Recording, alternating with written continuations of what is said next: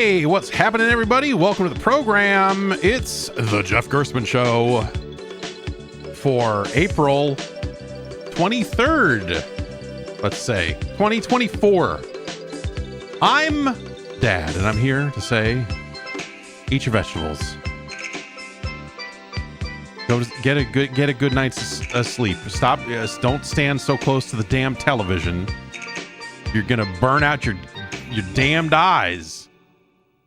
You're gonna destroy your corneas before you're even 5. Come on now. Get away from the couch. I know the couch is all the way across the room. That's why it's there. So you're not as close to the television. We're here to talk about video games here on the show this week. I don't know. There's a number of things happening. I got this in the mail. This is, I believe that this is technically related. So this is, I have an energy drink here. My understanding is this was sent in from someone who I think did not want their name to be associated with this. But as I understand it, this is the energy drink that is stocked on the Microsoft campus. This is the closest thing to an Xbox energy drink, I suppose. And they've had drinks from this brand for I think like the last decade or so. This flavor, I don't know if this is exclusive to them. I've heard it described as exclusive to the Microsoft campus and that they can't find it anywhere else. But also, I don't know for sure that that's the case. I know that the website for this drink is called Talking Rain Aqua Max Wild Berry. Is AQA, so not Aqua. Aqua, I guess, is probably how we would pronounce that. It is 160 milligrams of caffeine, which is that's a decent amount. That's what is that? That's like Rockstar Recovery levels of caffeine. Wild Berry. I've not heard of the brand. They do make other drinks as far as I can tell, but I have not seen any of these around here, despite looking at their website and seeing that, like, they claim that stores in the area do stock these products. So it may be that they are located elsewhere, but I have not seen them in stores. So this is, as I understand it, and again, this didn't come with documentation, but as I understand it, this is the drink served on the Microsoft campus. So I figured we would try that out and get it. It's not branded. It's not like it says, hey, do you want 50% off of Microsoft 365 or something like that? But, what are you going to do? Let's crack this open and find out. Okay. For a drink labeled Wild Berry, it does have a berry like, that smells like a berry flavored sort of thing. Smells like MS-DOS 622. The classics, the good old days, back when it meant something.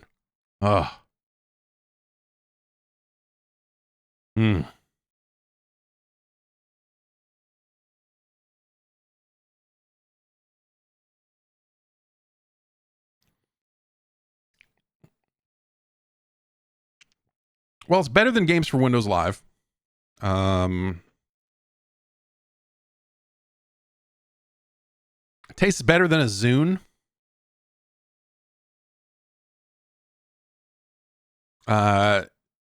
It's smoother than pretty much anything that's ever had the word Surface written on it. It's not as fun as a Microsoft Bob.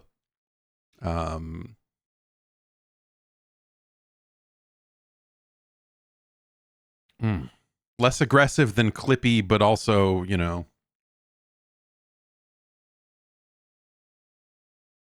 more successful than Microsoft Copilot. But it's no Xbox Game Room.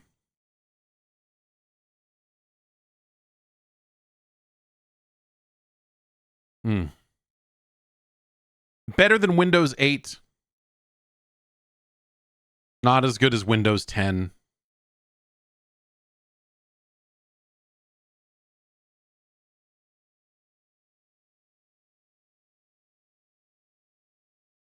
Hmm. Not as good, and nostalgia plays a role here. You can't really find these anymore, but it's not as good as a Sidewinder joystick with all of the rattling force feedback in it. But it's pretty, I don't know, this is all right. You could drink this.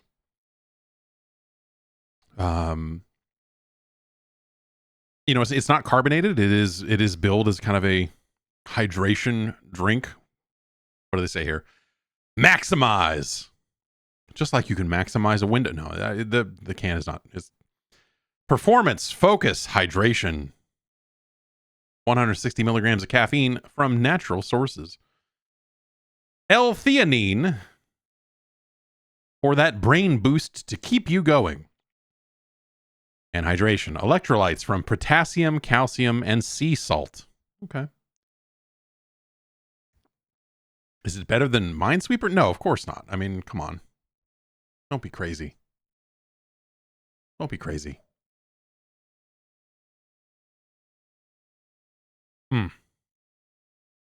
Yeah, it's a light berry flavor. It's not carbonated. It's you could, as a result, you could slam this thing back.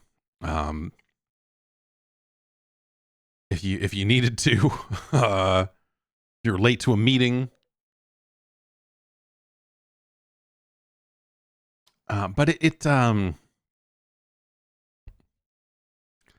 I don't feel hydrated. In the mouth, and this is something that I'm noticing more and more, kind of as we get into spring and summer, and things around here really dry out. They're just some drinks don't touch the back of your throat the way you want them to. They don't feel like they're moistening the entirety of your mouth. And so you feel dry in the back of your throat a little bit, like, and that is how I feel drinking this.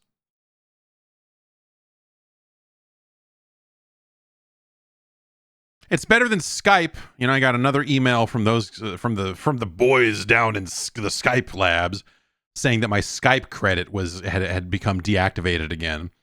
Apparently, I have $9 and change in Skype credit, and if you don't use Skype, eventually they deactivate the credit, and they send the email and they say you can reactivate it by just logging back into Skype and following the process. And you're like, why would? Okay. So if it's still, you still have to keep track of the money somewhere, then why go through? I'm sure that there's there is some hellish legal reason why they have to, like, after some number of days, they have to, quote unquote, deactivate your Skype credit or whatever. But it's very, I don't know, it's dumb. Let's get this drink on a list, and then we can get into talking about something else. How about that? Let's see here. We have 167 drinks on the list. This is very drinkable. I wouldn't want to like tear through a case of this. I wouldn't want this to be the one a day drink of choice, because it's a little soft.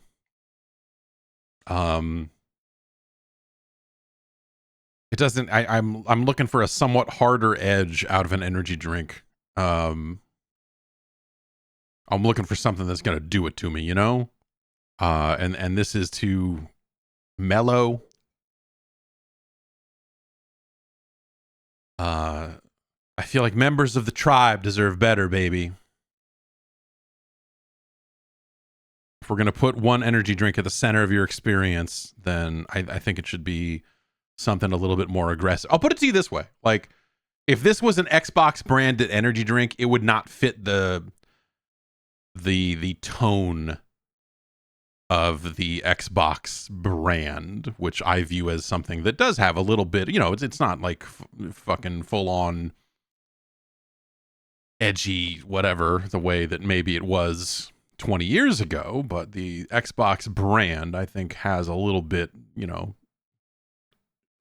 I perceive a little bit of edge with that name still these days. And I don't mean Microsoft Edge.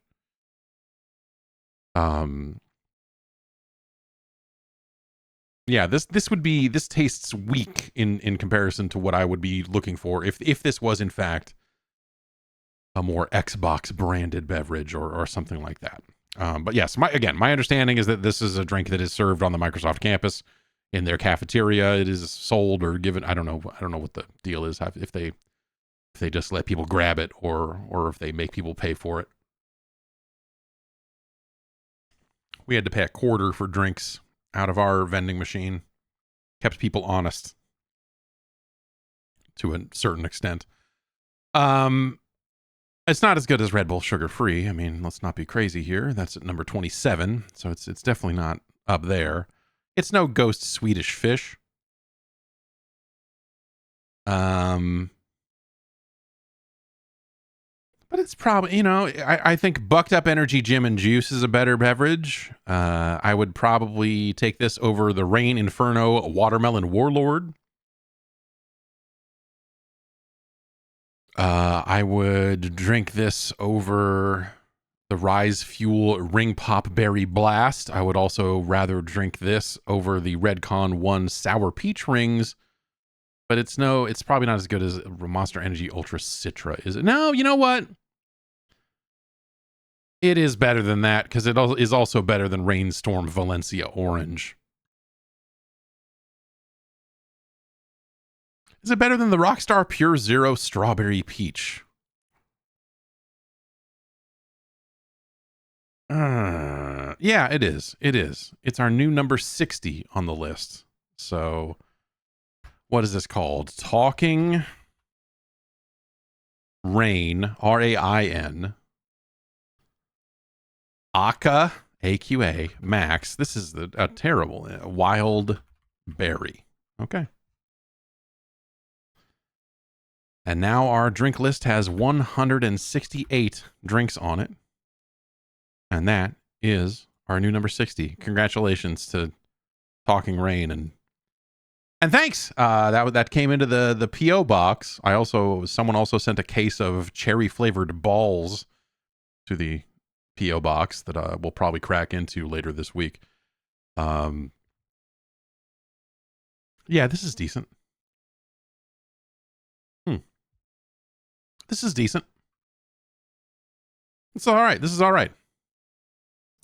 Anyway, let's get into the program here. I closed my notes. Hades 2, the sequel to Hades, is out in technical test form. It is not, I guess it is not widely available. They did let a second wave of folks into it. I want to say yesterday I saw that message, but it is the sort of thing where if you go to the Steam page for Hades 2, there is a button where you can click request access, and then they're letting people in to play an early version of Hades 2. They are getting this ready for early access. And so I guess this is going to be up for a little bit until they're convinced that it is running well enough and not crashing all over the place. And then they will roll into their early access launch at some point after that. And so I assume that is kind of right around the corner. The Hades 2 technical test seems solid on this machine here. I did not experience any issues. It is more Hades. With completely different characters and a different sort of setting. It is, well, not necessarily a different setting. It is set after the events of Hades 1.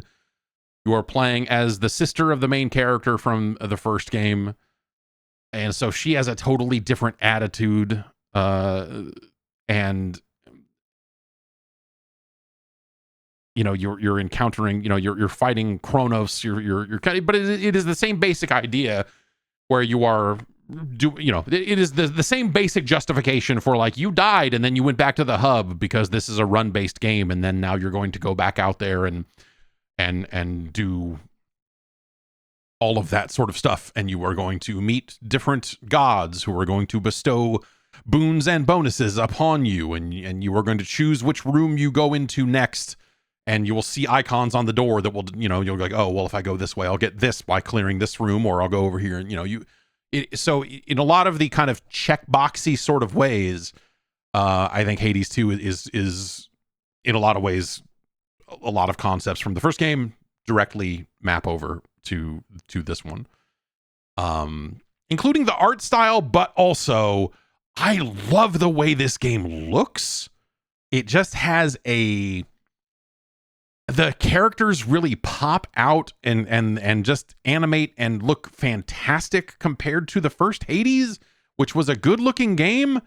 But this just has a much sharper, fuller, more lived in. It's just the entire look of that game is incredible. The level of animation you get out of relatively tiny characters on screen is awesome. It does this thing.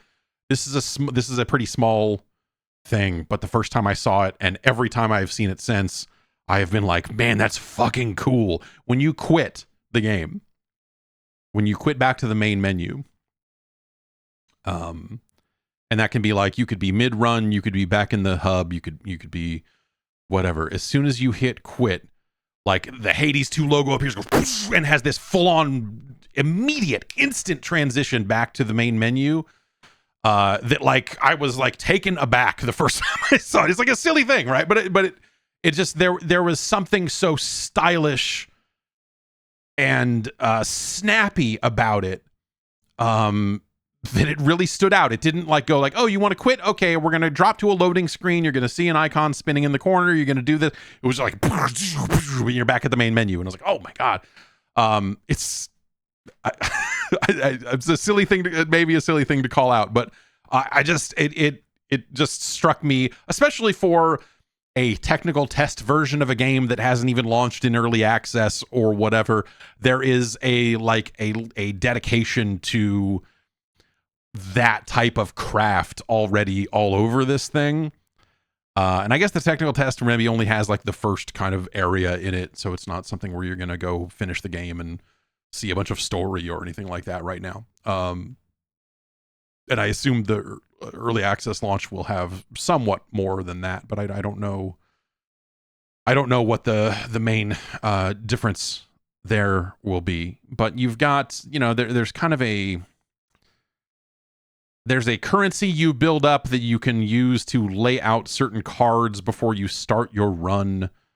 And it'll, the cards will have different effects as you, kind of play them. You have to play adjacent cards, so you can kind of play like, oh, I'm gonna play 1, 2, and then down to 5, a kind of a 3x3 grid. And this one will be like, oh, this one gives me 20 more life, or this one gives me this. And so, you can kind of spend a currency that way. You're earning currency to unlock weapons and such, as you might expect. On top of that, you are also spending some of that currency to unlock tools. There are like fishing spots and mining spots that you will find in the world, but you will need a pickaxe or a fishing rod or whatever. And I am not positive about this because I only got the pickaxe.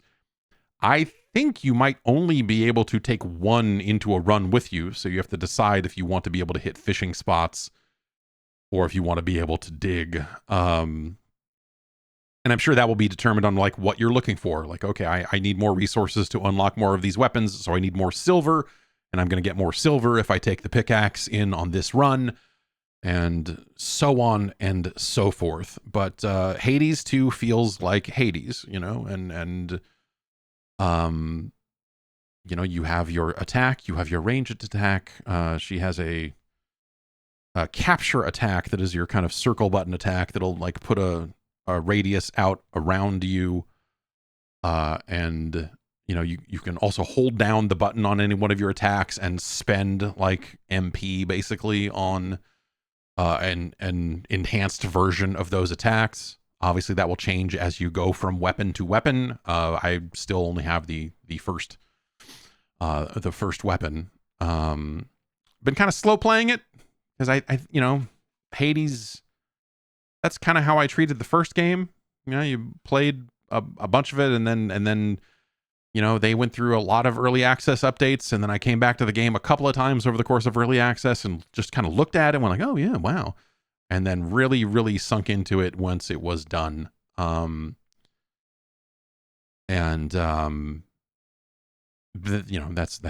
if you want to experience the story and all that sort of stuff, once it was kind of complete there, that seemed like the right way to do it with the first game. I think that there's enough here that feels like spruced up and tighter and cleaner, and just like the feel of the game, that I think it makes sense for them to be doing a direct sequel. Like, they hadn't really done a sequel to any of their games. I think the Supergiant catalog, it builds, right? I mean, you kind of see where maybe they would not have made this game if they had not made the games prior to it, or whatever. Like, there's a sensibility about their work, but they had not made a direct sequel. And I think there was, like when Hades 2 got announced, I think I was kind of taken aback. I was like, oh wow, like it's kind of, especially because I hadn't seen anybody or talked to anybody, so I had no idea what was going on or anything. So just to see Hades 2 get announced, I was like, oh my gosh, like that's interesting, because I wouldn't necessarily have thought that there would be a sequel to Hades. I think it makes a ton of sense. I think also when you play it, it's interesting, like Hades has cast something of a shadow. There are a handful of games that kind of cast a shadow when we look at kind of the run based, procedurally generated, rogue like, like the way that developers have started, that the way developers have been adding stories to those games and adding more and more character and characters to those games. I think Hades did a fantastic job of that. And the story in Hades is amazing, and to see the whole thing is actually a lot of work. This build of the game, this technical test, does have something in the menus lets you toggle on God mode. I assume they will have a robust accessibility suite for people who once the game is done, don't necessarily have the chops to make it through 10 times, whatever it ends up being this time. But like actually getting all of the story out of the original Hades was, it took a lot of dedication. I think once you got good enough to beat Hades once, the rest of it sort of fell into place. And so beating Hades over and over again became a matter of like, well, how much do you want to see this story? How much do you really want to get out of this? How will you know when you are satisfied? And I that all goes to say that I think that, what they're showing right now is just a nice evolution of what Hades has been. I think that the combat feels a little tighter. I think that, the options at your disposal, at least the stuff I've seen so far. I mean, like I can't sit here and tell you I've seen the entire game or anything like that, but like, I think it feels fantastic. I think it feels a little tighter, a little better than the first game. It's a hard thing to quantify without going back and playing a lot of Hades 1.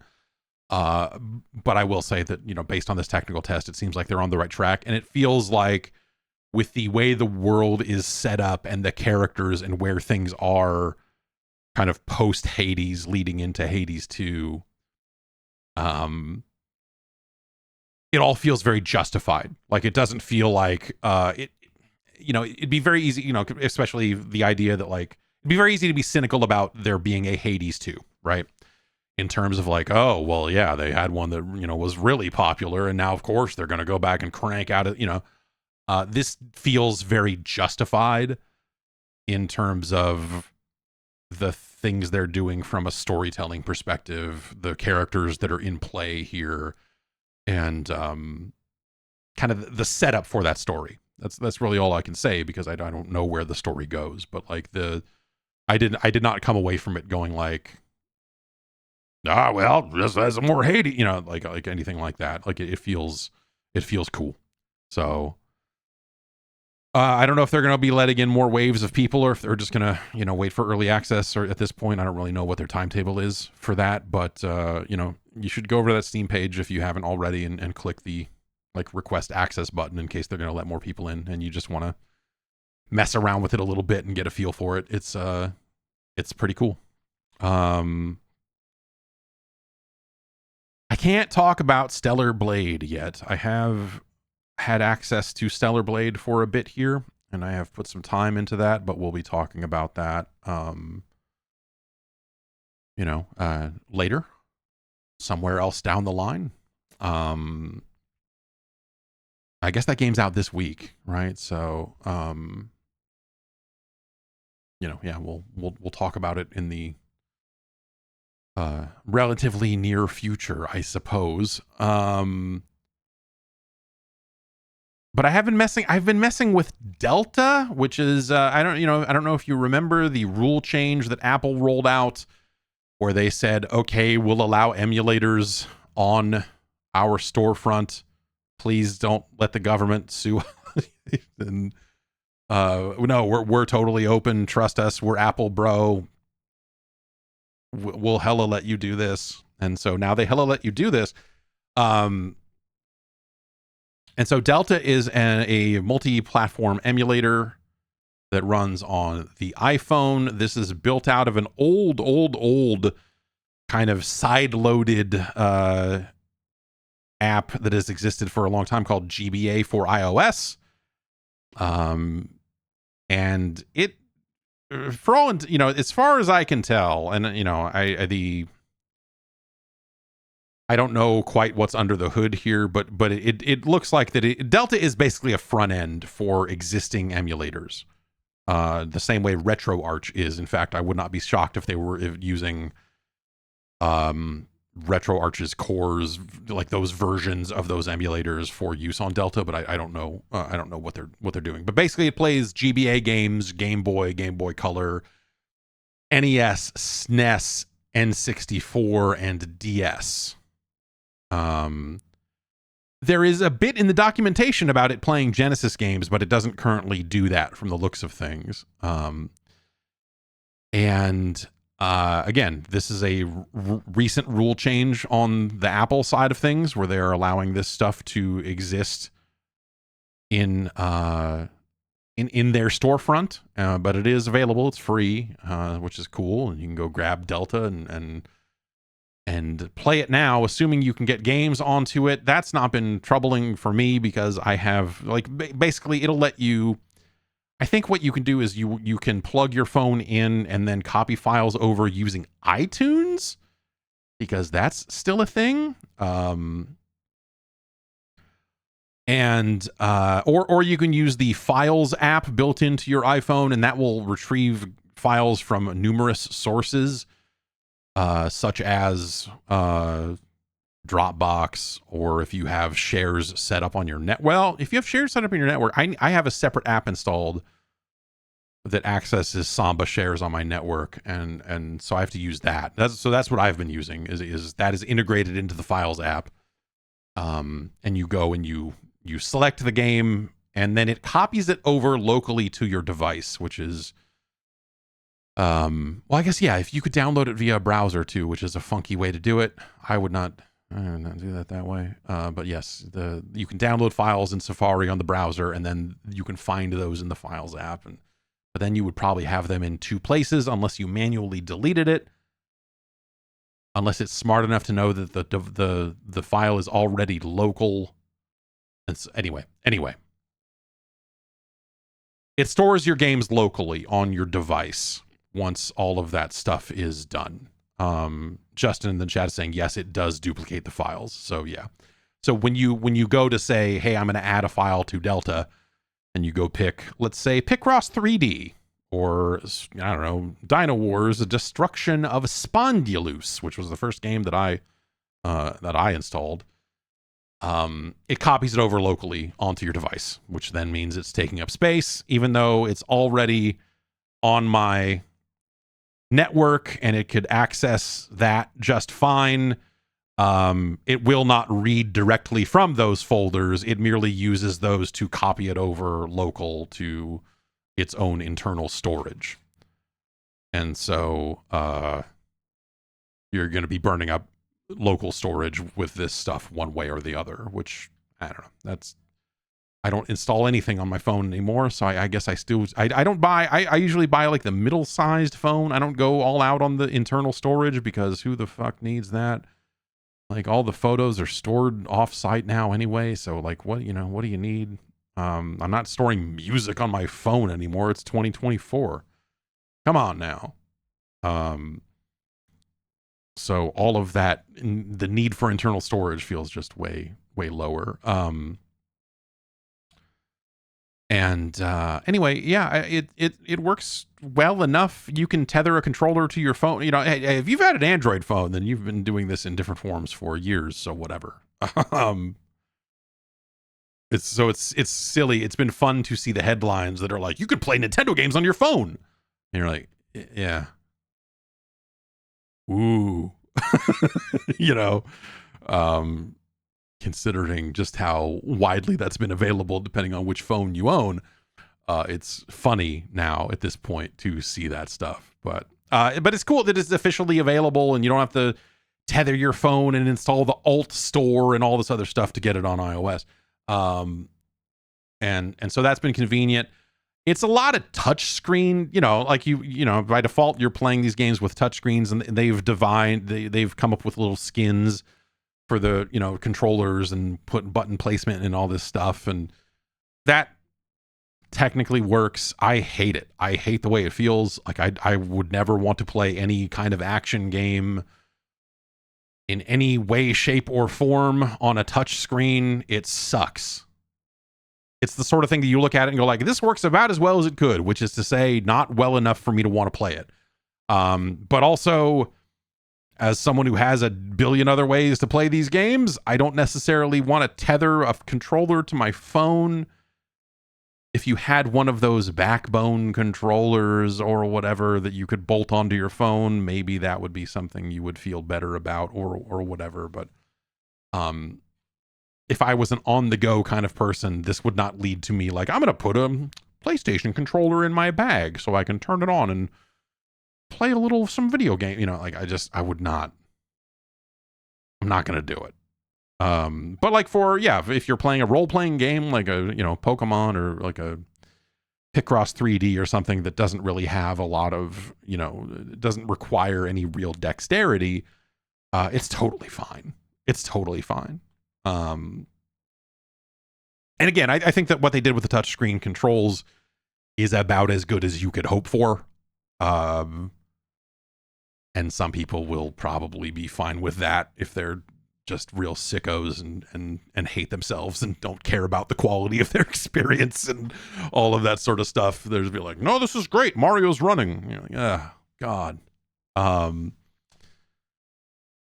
But yeah, I've been kind of screwing around with that. And it'll pull a box art when you import a game. It'll try to anyway. And, it did not have the Dynowarz Destruction of Sponylous box art in their database because it's tied to whatever that shitty database that TwitchBot was.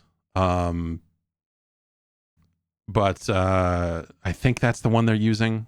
But anyway, you can also supply photos out of your camera roll or whatever. So if you just happen to have the Dynowarz Destruction of Sponylous box art on your phone anyway, you can use it. So that's kind of cool. I'm curious to see how emulation on iOS ends up developing. There's a Saturn emulator that is supposedly in submission and hasn't been released. The Dolphin developers have said that there are still Apple rules in place that prevent them from submitting a performative, like a version of their emulator that runs well, because they don't allow that JIT. You can't get that JIT. And so that's going to be hard to run a lot of more modern systems that kind of need that sort of functionality. But Apple doesn't allow that to happen right now. So That said, what? Yeah, there is the RetroArch people said that they are making the changes they need to make. That there were things that, because they've had an iOS version of that for years at this point.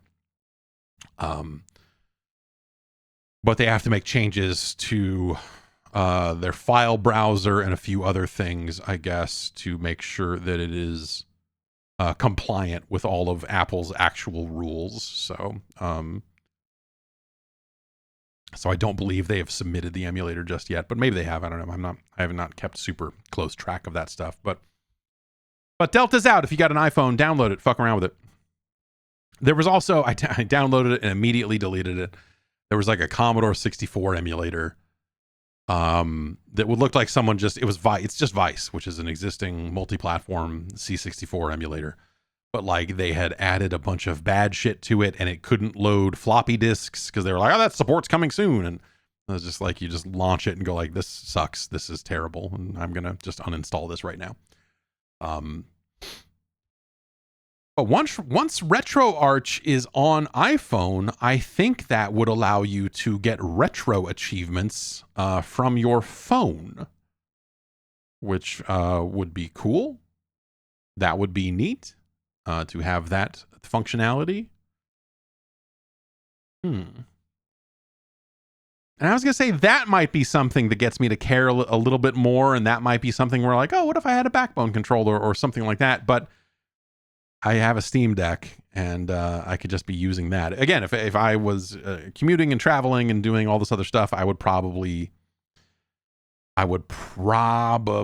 think about that a little bit differently. But I'm just not in a position where I do enough of that. They said achievements on the phone couldn't be. Well, without Hexic, right? Yeah, get Hexic HD on the phone. Man, I got Xbox achievements for Wordament on my phone. Anything is possible. Why don't we get into the news? Which one's the news button? This one. Your friends over at Facebook, your literal Facebook friends, have decided they took a look at the Meta Quest headset. And then they looked at a 3DO, and then they looked back at the Quest headset, and they started nodding their head and doing one of these with it and going, yeah. What if we, yeah. They are opening up the OS that runs on their headset, on the Quest line of headsets. They are opening up their OS, and they're going to allow third-party manufacturers to build headsets using their OS, using their infrastructure, using their friends lists, using their storefront. They're also opening up their storefront and saying things like, we would love it if the Google Play Store existed on the Quest headset, which it doesn't currently. I guess maybe you could probably hack it onto there, right? I mean, it's just an Android device. And so they have renamed a bunch of stuff. They've renamed the OS as the Meta Horizon OS. HOS. The first time we've ever. No, you're not. Okay. Let's see, Horizon. Well, Nintendo. Forget it. They're saying that this is going to allow for a new generation of hardware, and there are a handful of hardware manufacturers already announced as making games, or making headsets rather, based on Horizon OS. Asus, the Republic of Gamers, has signed on, and all the Facebook press release here just says Asus's Republic of Gamers will use its expertise as a leader in gaming solutions to develop an all-new performance gaming headset. Look, if it's anything like the last Asus ROG standalone hardware I used, then I would not trust it to put it on my head. That thing ran so hot that it ejected my Asus ROG Ally ran so hot that it slowly shoved the SD card out of its slot due to thermal nightmares.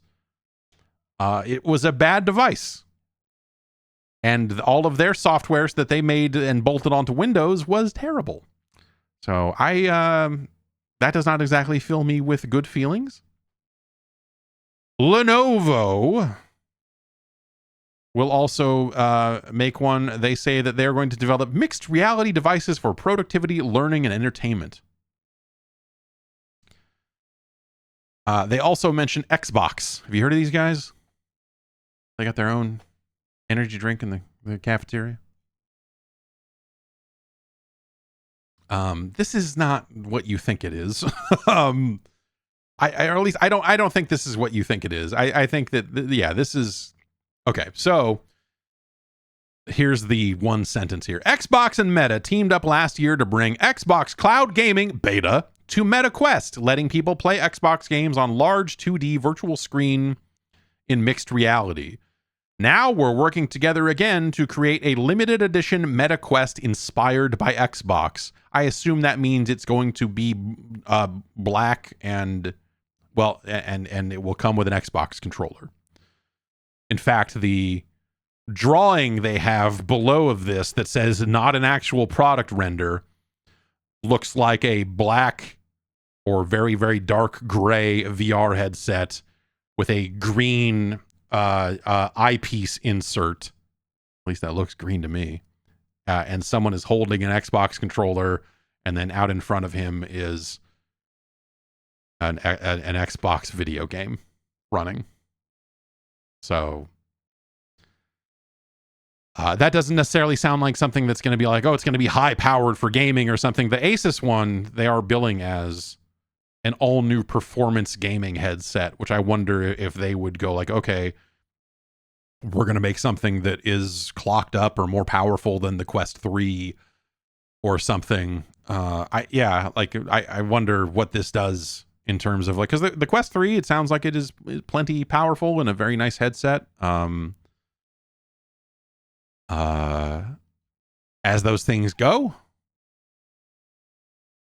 But I wonder, if this will lead to a little bit more deviance in terms of the specs and performance and capabilities of some of these other Horizon OS devices. They are also... They had a separate app lab where, in the Quest store that was like where experimental stuff lived. They're rolling that into the main store to kind of make it a little bit more accessible, which is probably the right move.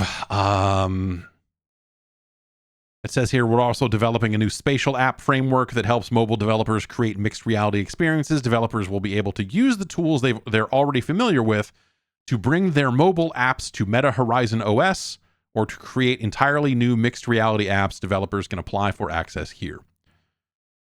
So that sounds like they're like, oh, we can do that shit that Apple does too, I guess. If you want to make spatial apps, you can do it. And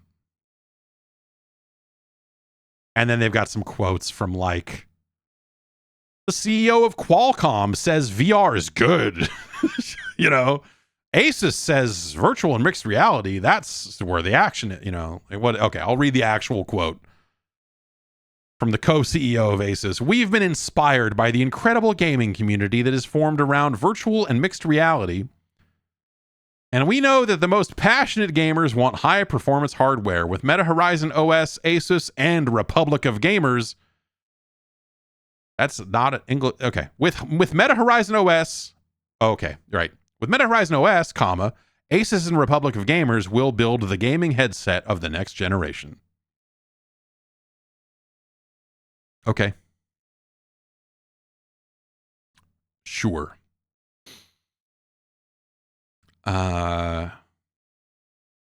Lenovo's quote is like that, but about spatial apps. And then Qualcomm is like, our chips are dope. To enable this future, these high-performance devices require an entirely new class of Snapdragon processors.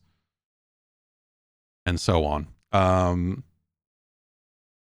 this seems like the right move. I don't know. I can't necessarily, like, I think opening up the OS and opening up the devices, I feel like Facebook is at a point now where they just need to get people to fucking care about these things, period.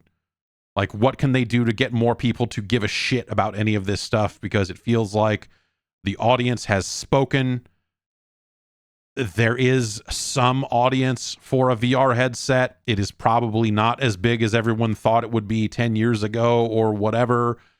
And, you know, they need to find new use cases to try to get people to put it on more frequently, put it on more often, maybe buy more stuff, do whatever. And you know, the ecosystem does not feel healthy. And so they're roping in some additional hardware manufacturers and saying, like, you guys want to fucking make some of these things? It's great. We'll let you use our OS. Come on in. It's great. You guys should make some too. And hoping that something clicks with someone somewhere and leads to an increased install base. To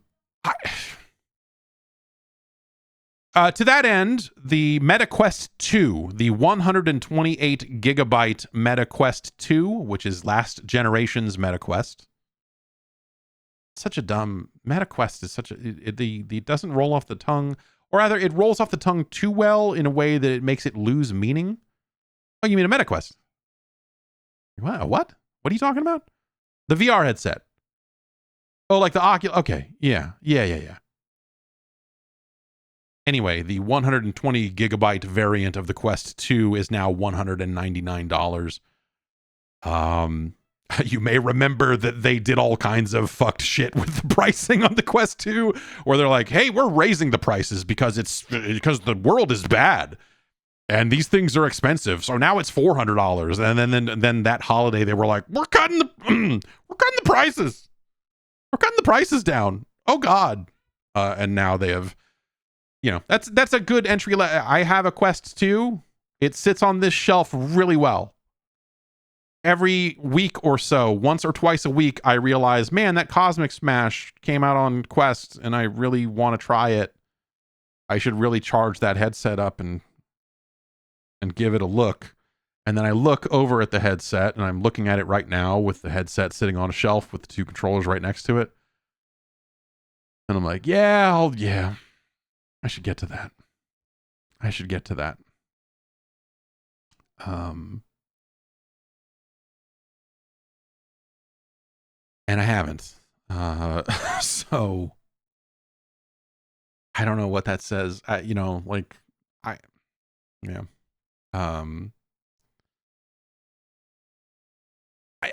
So the lower price, so $199 is a great price for, you know, if you were going to buy a headset and try it twice and set it on a shelf, I feel like $199 is a pretty solid price for that. And so what do you do if you're trying to stoke interest in this category? What do? You open up your OS, you say, we would love to have Google's apps on our store. We would love to chase some of this spatial stuff that Apple has been trying to talk about and not necessarily hitting with either, but like fucking, you know, sure, we're in on that too. We got to be in on everything, because if we're not, well, then, you know, we're leaving money on the table, whatever it is. There's another story that's been making the rounds here, you know, sourced from an analyst. So, you know, it's kind of not necessarily official, factual, whatever else, but like macrumors.com has it, along with another handful of, you know, like it's been going around a lot of the Mac sites lately, is that Apple has cut its Vision Pro shipments quite a bit because demand is not there. According to analyst Ming-Chi Kuo, who has been a long time Apple analyst for what that's worth, and, you know, seems to be relatively clued in on what Apple is up to, generally speaking. The story here is that Apple has dropped the number of Vision Pro units that it plans to ship in 2024, going from an expected 700 to 800K to just 400 to 450,000 units. Orders have been scaled back before the Vision Pro launched in markets outside the US. which quote says is a sign that demand in the US has fallen sharply beyond expectations. As a result, Apple is expected to take a conservative view of headset demand when the Vision Pro launches in additional countries.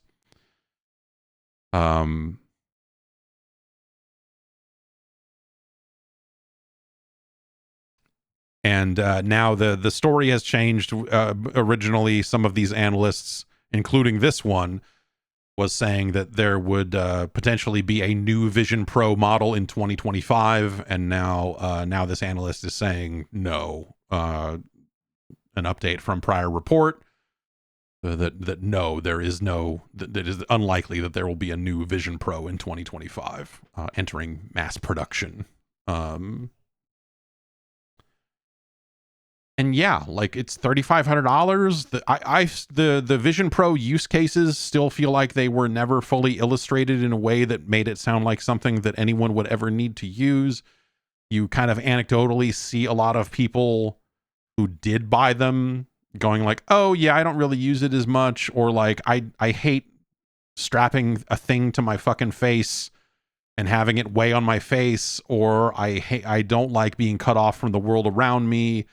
The mixed reality whatever stuff is not paying off the way that, you know, like the apps aren't necessarily there in a way that make it something that people want to use.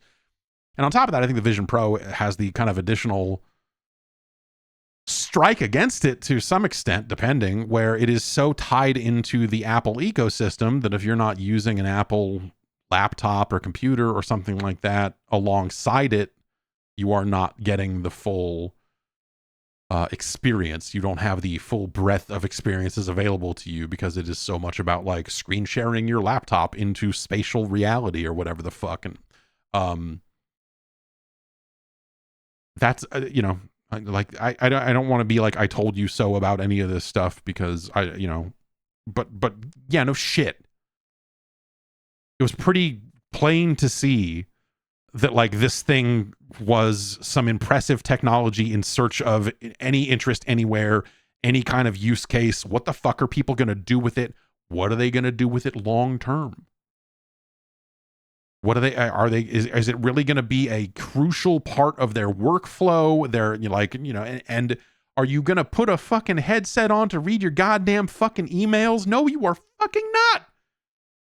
I look at my phone, and then if there's something that I need to write a real reply to that isn't just like a sentence or two, I go to a computer to do it.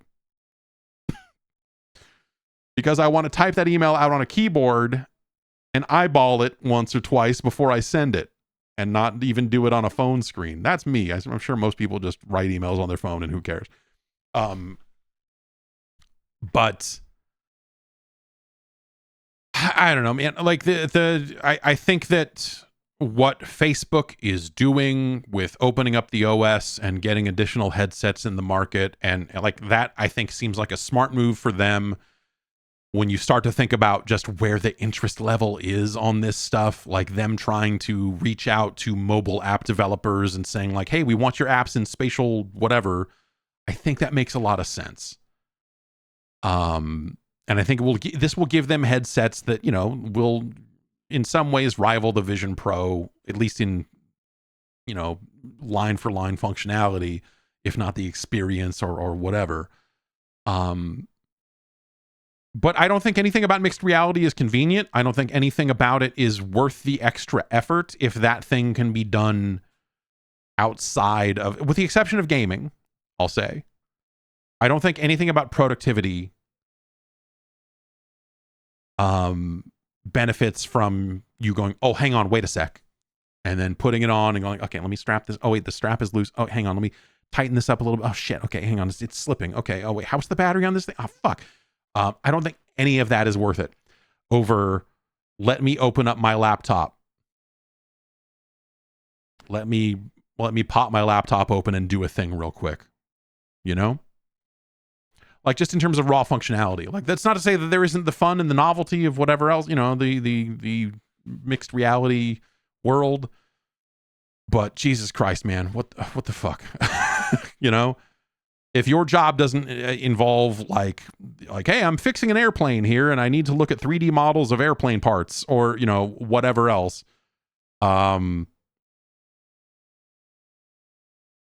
it just seems like a worse experience. It does not, like it does not bring joy. It doesn't, like, oh, checking my email is so wonderful now because I do it in this lush space, and oh, look at this, that's like, it's wonderful. That's dystopian. That's the, like, oh, all of these people live in tiny box apartments and we need to give them an escape. So here's the headset you put on that makes it look like Maui. And you're reading your emails in Maui, and then you take it off and you're surrounded by cockroaches and you go, ah! And you put the headset back on and go, ah. We're not there yet. I'm sure these fuckfaces would love to control a workforce that way. But we're not there yet.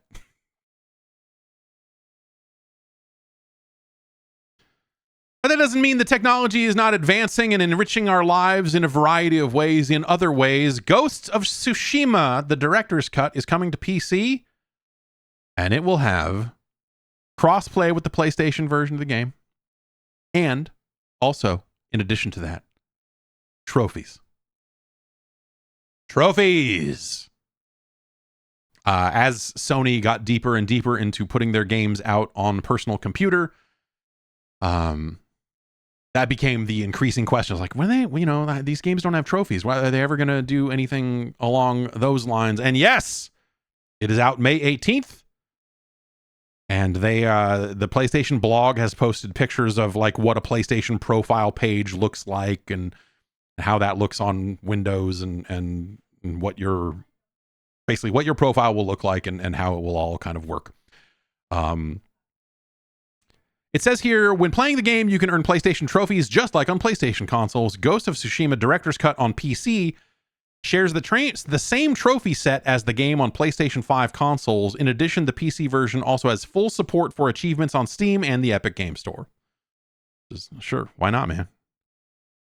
To make use of, and so this is going to pull in your PlayStation friends list and all of this stuff. It looks like it's going to be an overlay. It's not going to necessarily be a launcher.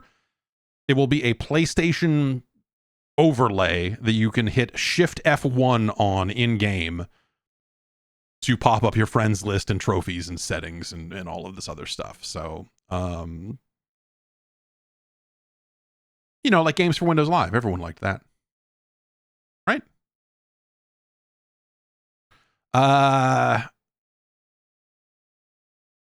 Yeah, you can sign in with your existing account or create a new account. The use of the overlay is optional for both the single player experience and Legends mode. So, it's not. And then they put an asterisk here. If I scroll down here, it says users who connect their existing account for PlayStation Network and unlocked trophies on Ghost of Tsushima Director's Cut using the same account on PS5 will have the same trophies unlocked on the PC version. I assume that means that it is the same exact trophy set, and that not that there's going to be a PC trophy set and a PS5 trophy set, and that will probably vary game to game depending on the situation, right? Maybe some of them will not. Maybe some PC games will have their own unique trophy sets, and maybe some will not. This one sounds like it is the same set ported over, which is cool. I don't know this. I am ready to play some Ghost of Tsushima again. Honestly, I'm interested in taking a look at the PC version of this. Ghost of Tsushima was a cool ass game. And Nixies is doing this port, and they've done some great port work on PC. And they're saying here it'll have DLSS 3 support, FSR 3 support. It'll have DLAA support, full support for the DualSense controller while using a wired connection, of course. Yeah, that's cool that's finally kind of coming over. I don't know. It's easy to like. It's hard. I don't really care about friends list on consoles and all of that other stuff. But I do think that if you're going to put this stuff out on PC, I think having as much parity as you can when it comes to things like crossplay and when it comes to things like bringing that experience in, the friends list, the trophies, whatever. I think that that's cool when they do it. And it's cool that they're finally doing it. It'd be cool if they went and added this back into some of their, previous releases on the PC. But I expect, I guess I should say, that this will be the experience going forward, that they will do this. They have had a few things in previous games where if you were logged into your PSN account, you were going to unlock some additional stuff. They did do that, but this is the first time that I think that they've brought the full list over. This, of course, also will, I suppose, well, I say of course, but I guess, it's going to have crossplay. Well, I guess this is the case with any crossplay game. I was going to say, this is now a PlayStation game that you don't need PS Plus to play online. That will have crossplay with PlayStation players. And so now Sony is in this position of giving it away for free on the PC while trying to charge for it on console, which I guess, yeah, Helldivers is kind of the same situation there as well. That doesn't mean that they're going to get rid of the PlayStation Plus service or the service on the console. I think we've learned as Microsoft's, as they try to skew this and carve this up as many different ways as they can, in ways that you just kind of logically look at and go like, well, why are you charging for internet stuff here but not here? That seems stupid. Really kind of seems like you're fucking people over, because they already went out of their way to buy your fucking console and get into your locked ecosystem. It feels like the least you could do is, no, all right, fuck me, I guess. So I don't know. I don't think that'll ever. Well, that won't change until the business until a replacement for that business model comes along, and they feel they can make more money by doing something other than charging for online. Obviously, we've seen some of that stuff whittle away over the years with free to play games, you don't need this, and because those are going to monetize through hot skins. We love skins. We love to hit skins. And by that, I mean play the drums. Sony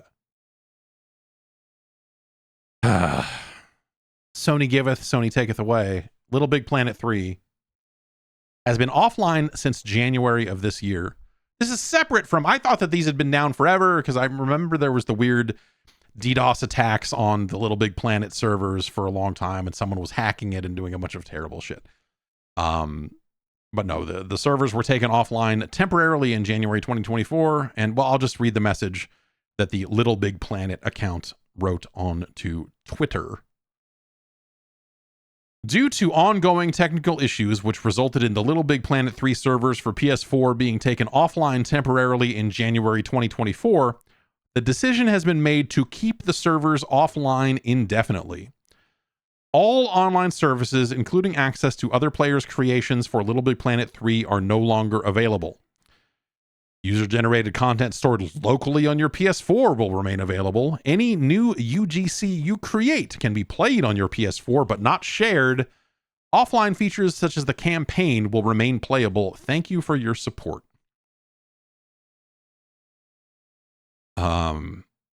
And then they wrote a reply to it that says, we obviously share today's news with very heavy hearts, and thank you for your continued love and support over the years. And then the immediate reply below that is just someone who has written, I hate you for this, in all caps. This one, I think, quadruple sucks. Because these servers went offline relatively suddenly.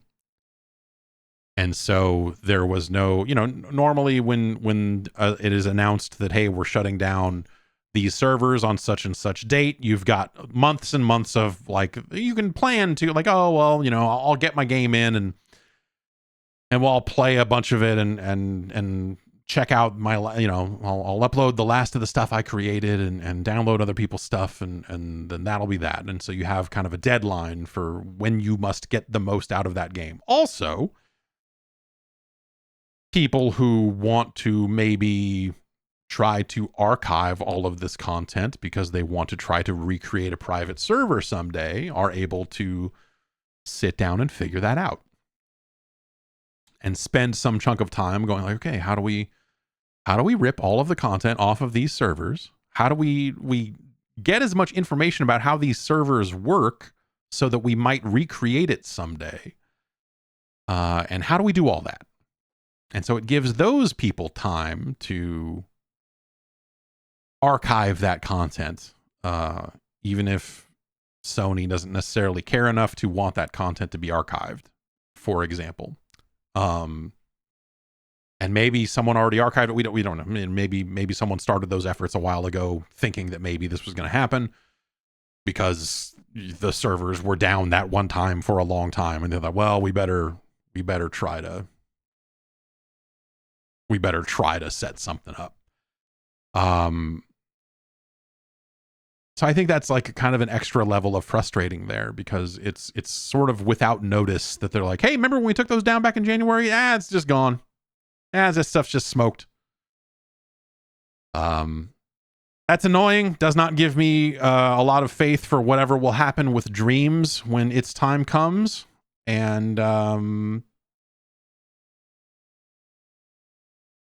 not to speculate, but if you'll allow me to speculate for a moment, do you think that they laid off the people who know how those servers work?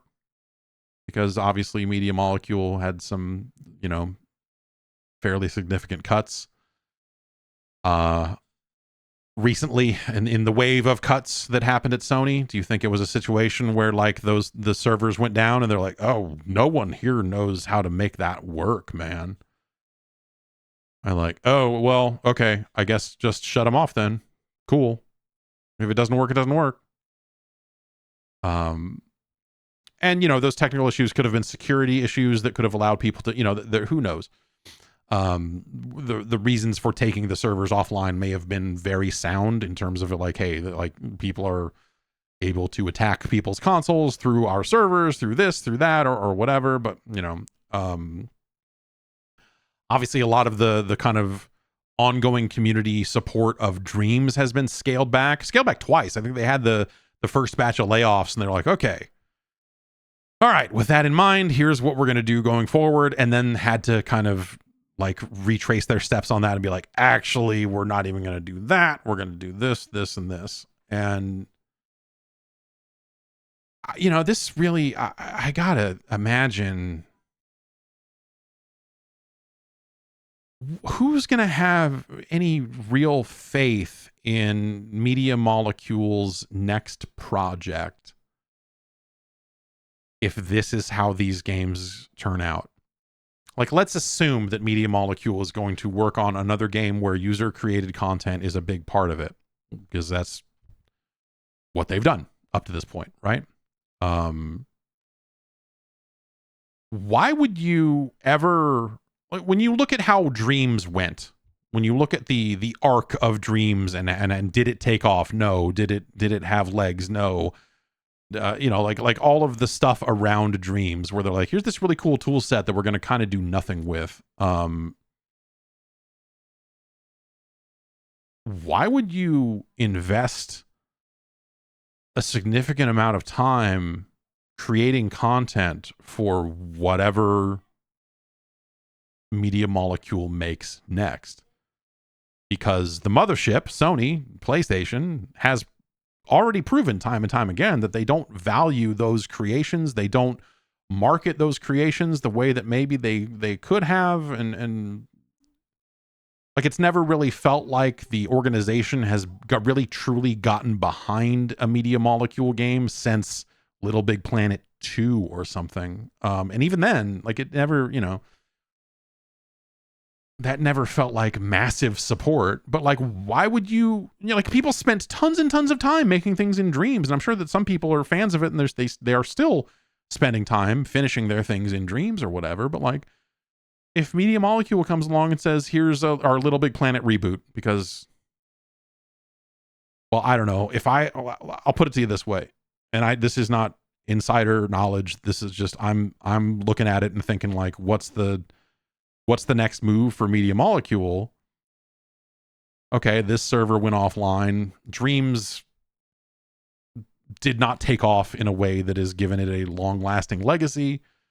You have undergone some staff reductions. You have a smaller team now. You have to, like, okay, what's our next project going to be? I would make a new LittleBigPlanet. I would go back to that well. I'd be like, okay, do we have enough people here that we can make one of those? Because it's, it's not going to be as big and ridiculous as Dreams perhaps is. And so that's maybe a little bit more attainable for us at our current size or whatever. And I don't mean Sackboy. I don't mean the platformer. That's not. I mean a user-generated content focused, a real LittleBigPlanet game.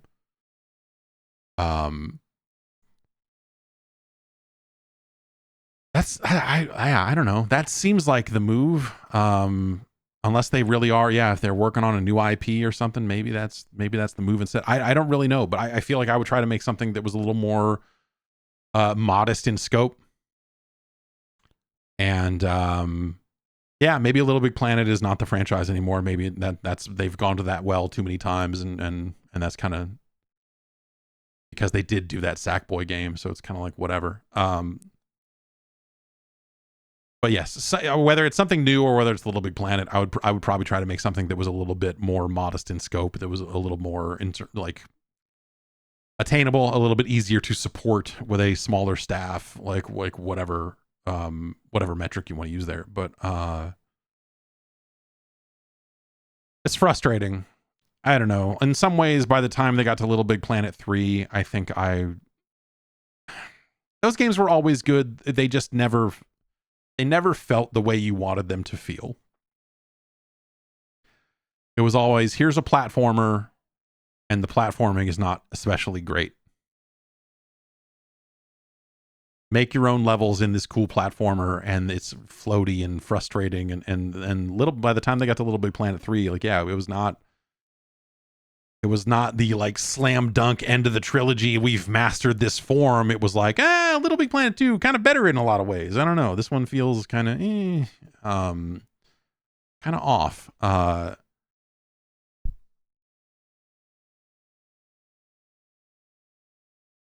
Mario Maker's real good. I don't know where I'm going with that. But that ultimately, that was always the thing I wanted out of LittleBigPlanet was, let me adjust the physics of it. Let me adjust the way that this fucking guy jumps and runs so that I can have a little bit more control over that to make it a little more, I don't know, faster paced or whatever. I don't know. What do you do with Media Molecule at this point? I'll be fascinated to see where they go from here. Embracer Group is going places.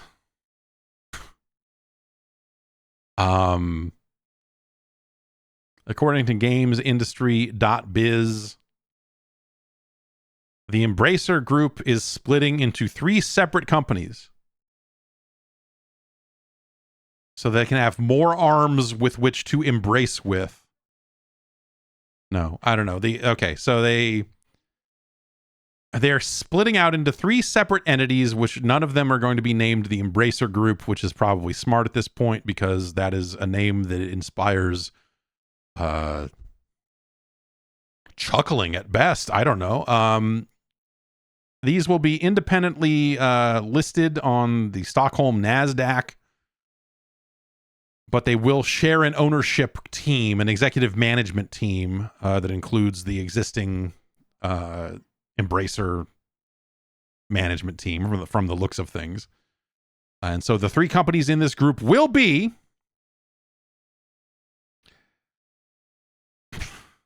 the Asmodee Group, Coffee Stain and Friends, and Middle Earth Enterprises and Friends. Though those last 2 will get a new name. That is not their final name.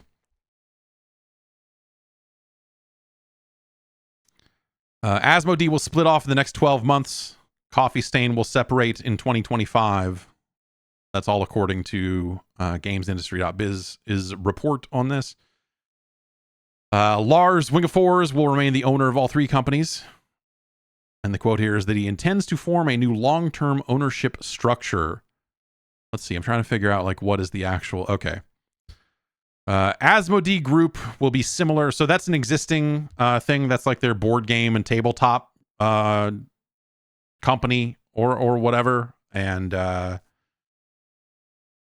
so they own 300. They own Ticket to Ride. Oh man, I didn't realize. Did the Embracer Group also embrace a lot of tabletop games?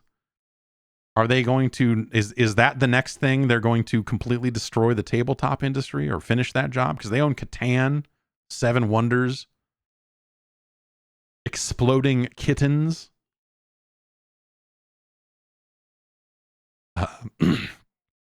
So they already exist and they will continue to exist in that format. And they're taking on a new loan to refinance a whole bunch of debt, which sounds great. Coffee Stain will be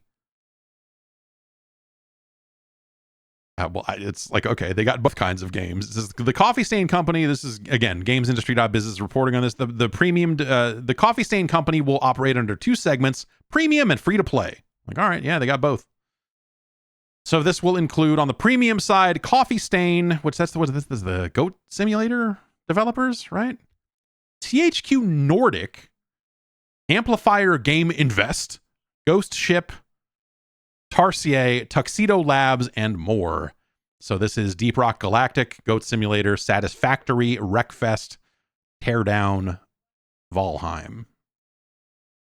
Then they also, the Coffee Stain group will also include some free-to-play stuff, including Easy Brain, Crazy Labs, Cryptic, Sudoku.com, and more. Oh, this is also, so this is where Star Trek Online will live. I think it's weird, and maybe this, when they finally rename this company, maybe that will be the thing. I think it's weird that Coffee Stain is the call-out company on this list. I feel like the right move here, nostalgically speaking, and we'll get to more news on this very topic here in a little bit. But this group will also include THQ Nordic. I think this is the time to just fucking shrug and go, ah, fuck it, man. We're THQ. And just rename the whole thing. Welcome, it's Toy Headquarters. Here we are. Here's THQ. And finally finish that job of transforming the company and calling it something, calling it a name that people remember.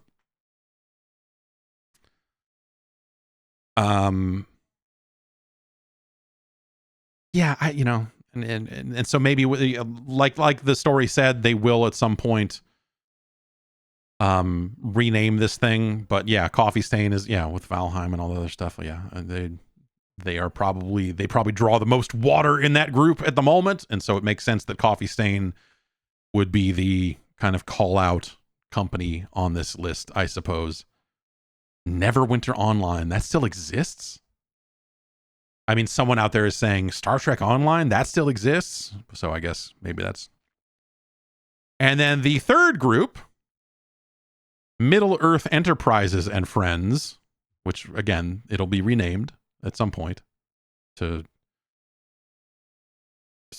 Bilbo Baggins Interactive. I don't know. This will include Crystal Dynamics, Dam Buster Studios, Eidos Montreal, Flying Wild Hog Studios, Tripwire, Vertigo Games, Warhorse Studios, and 4A, among many others. Other Embracer businesses such as PlayOn, which they publish Metro. They also distributed that mini Atari 400 for whatever reason. PlayOn is involved with that. Dark Horse Comics and Free Mode. So this will include the Lord of... Remember, Embracer also, they bought the Lord of the Rings. They embraced a lot of things. Tomb Raider, Dead Island, Killing Floor, Kingdom Come Deliverance, Metro, and so on will exist in this group. So Yeah, I don't know. This is them shuffling things up and turning one public company into 3 public companies, and we'll see how that goes. Is that them casting one of these 3 out so that it completely falls apart and breaks so that the other 2 might survive? I don't know.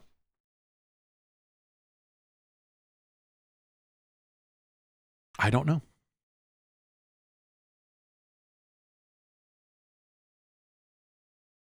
In similar but different news, Atari has decided to revive the Infogrames brand. Originally a French company from the early 80s that published a lot of games in France. Infogrames eventually became known as the, well, I don't know what they published Alone in the Dark back in the day. Infogrames, the progenitors of the survival horror genre, I suppose.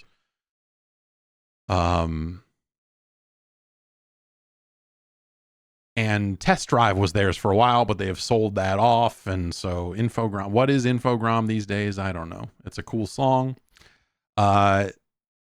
They're bringing this back because they're going to also work with, so this is a spin-off from Atari, which is funny because Infogrames bought the Atari name years ago and then dumped the Infogrames name and renamed the entire company to Atari and then put out a bunch of fucking shit in the whole, I mean, they were already putting out Infogrames. And it was a disaster 20 years ago. And so this actually seems like not the worst idea in the world. This is stuff that kind of will exist outside of the kind of the quote here on the announcement, according to gamesindustry.biz, is this is stuff that falls outside the core portfolio of IP associated with the Atari brand. And the first game they are announcing is that they have acquired totally reliable delivery service from Tiny Build. Infogrames will focus on publishing and acquiring IP, according to this. So they're going to get out there and embrace some stuff, is what that sounds like. Yeah. And that makes sense. Totally reliable delivery service would be weird if it had the Atari name on it. So I get it. Like the things that they've done under the name Atari, like buying Digital Eclipse and putting out some of this kind of very specific classic stuff, I think it makes sense to maintain some amount of purity in the Atari name, because once you start just slapping that logo on everything, like, I don't know, hotels or fucking speaker hats, the blockchain, like you run the risk of making the Atari name into a disastrous joke all over again. And I think they're actually, I have to say, I think they're doing a decent job of like making the Atari name at least kind of stand for something. That doesn't mean that every game they're making is a fucking banger. They just announced this like Yar's Revenge Metroidvania thing that Way Forward is doing, and I keep looking at it and going like, it looks like you will play the original Yar's Revenge in some kind of mini game form in the course of the game. And you just kind of like, all right, sure. I don't know. Something about, I mean, Yar's Revenge came with a comic book. There was lore there originally, but I don't know. A lot of that gets back to this idea of like, what the fuck do you do with a lot of this IP? Like, what do you do with this? And they're like, yeah, I don't know, man. Yar, yeah, exactly. They're making another game where Yar is an anime lady who fights stuff. And this is not the first time that a company with the name Atari on the door has tried to do that. It was pretty bad last time they tried to do this.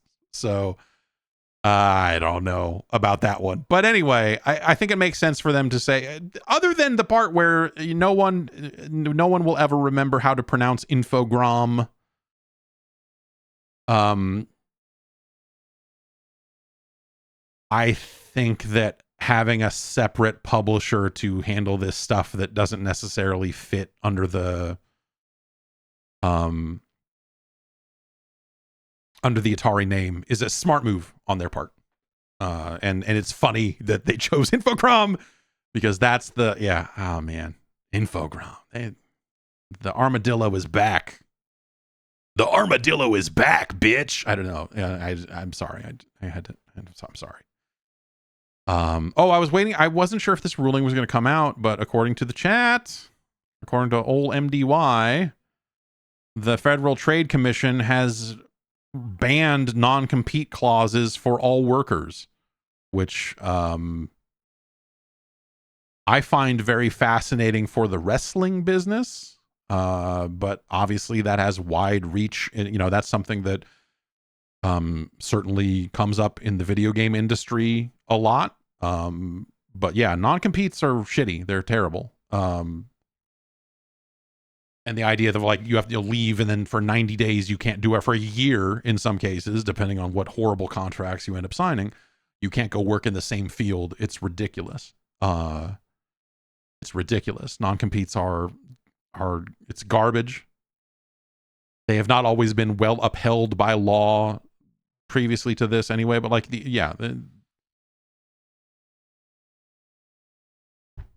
where will Jinder Mahal be? Could he be somewhere this week as a result of this ruling? Oh. Jinder Mahal versus Chris Jericho for the FTW Championship and custody of Hook. Think about it. I think it's cool they're bringing back the Infogrom name. Also cool, El Paso Elsewhere. Did you play this? It's kind of like Max Payne in some ways. It's a lot of fun. It's a great game, one of the best games to come out last year, and now it is in the works as a film feature adaptation. Lakeith Stanfield is in discussion to star in a leading role as well as be a producer.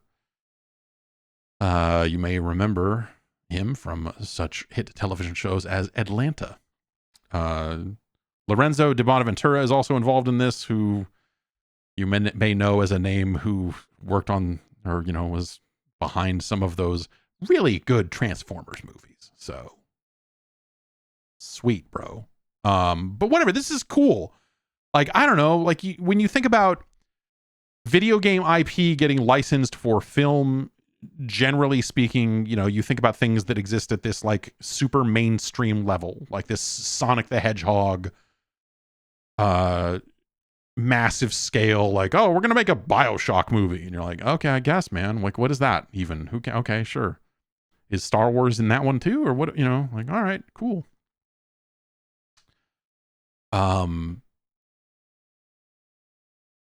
I think that's super fascinating. I also think that the story and a lot of the storytelling and stuff in El Paso Elsewhere is really good and fun. And so the idea of that becoming a movie, I think is really neat. Much more interesting than like, hey man, we're going to make like Borderlands. Like that's a perfect example of like massive scale game IP that people are like, well, it's big with the kids. It's a guaranteed hit. It's not something that they're necessarily coming to qualitatively. Like, we think Borderlands is hilarious and it's going to be a great fit. It's just like, that just always felt like numbers on a chart reached a certain level and they're like, well, the Q rating of this Borderlands stuff is pretty high. So we think that maybe it will make its money back and then some. We think it'll turn a profit. Whereas this seems more like an actor saying, hey, I think this would be something really interesting for me to potentially star in, but at least like some, at least I would want to maybe produce it, and putting something together to try to make that happen. Not much else to it than that. This was, I guess, originally reported by Deadline.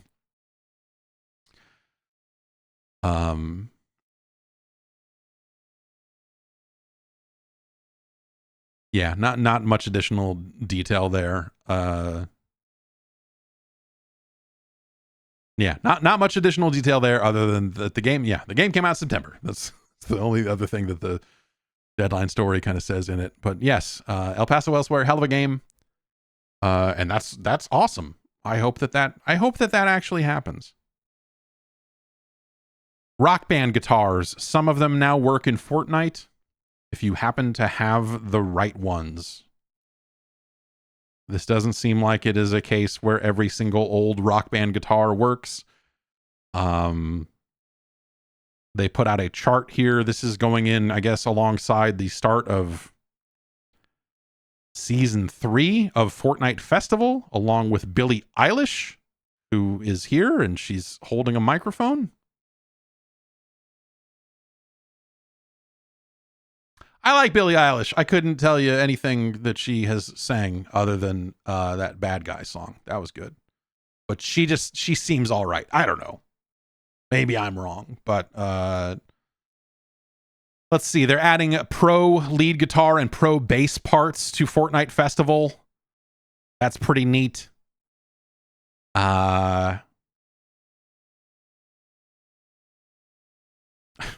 They're adding a Maroon 5 song to Fortnite, so fucking awesome, bro. Finally. That is Fortnite the Maroon 5 of video games. That's the meanest thing I've ever said about a video game. That I feel bad having said that. It's not true. It can't be, because there are things about Fortnite I like.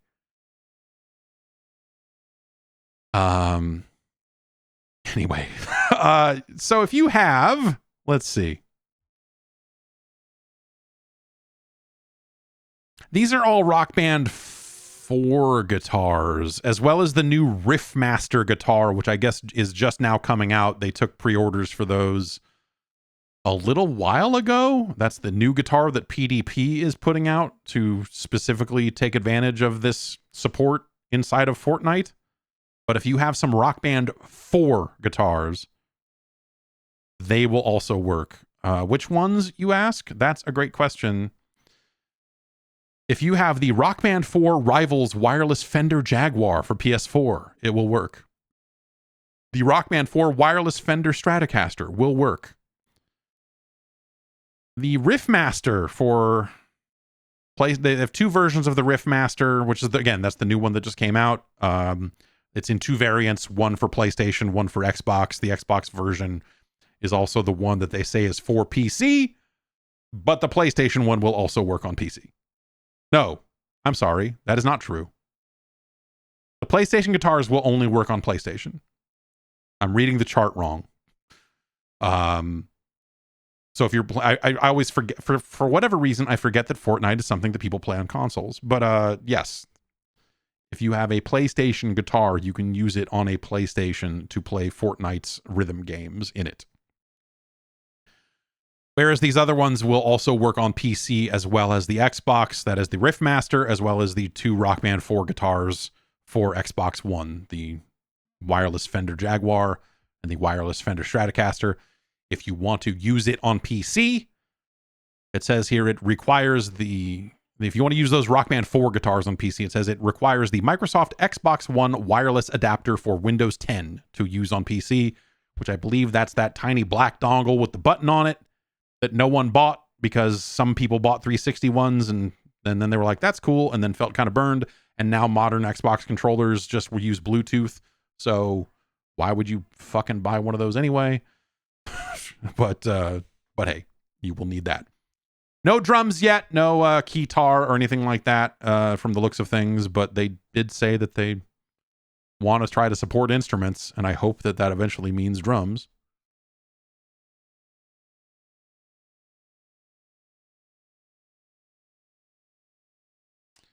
I'm kind of skimming the rest of this to see. Yeah, so they have pro guitar and pro bass tracks.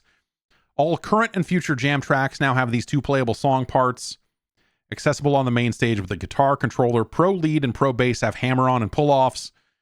And when you have a streak going, you can hit these notes without strumming. So yeah. Pro lead and pro bass have colored notes for each lane, corresponding with the guitar controller's buttons. And leaderboards have new listings to denote the scores. So it sounds like if you're using a guitar, you're playing the pro lead and pro bass parts. So it's not like the situation where that pro meant something different in Rock Band 3 and 4. So that's sort of weird, but whatever.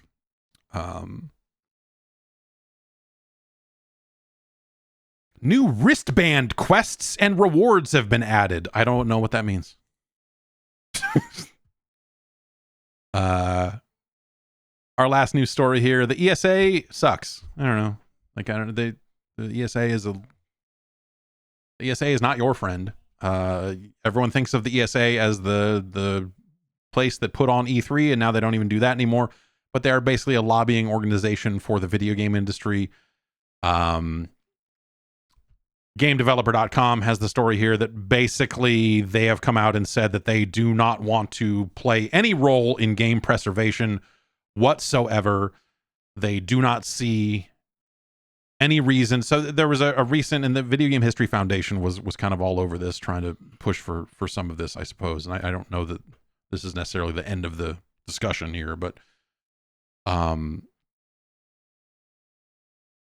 there was efforts have been made to try to get an exemption to allow, again, this is kind of GameDevelopers.com summary of it, to allow researchers to remotely access preserved video games.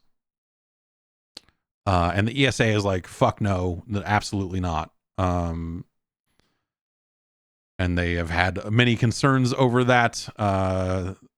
Steve England, who was their lawyer, has a quote here. He said, "There's currently no combination of limitations that ESA members would support to provide remote access. Any online-based library could set up a physical office to meet that standard," is what they say. But I think the Video Game History Foundation has said that, like, the number of libraries or facilities that would actually be in a position to put together something resembling a physical library of video games is like a single digit sort of thing. Like, that's not, that's not realistic. It does not meet the needs of researchers. Like, none of that.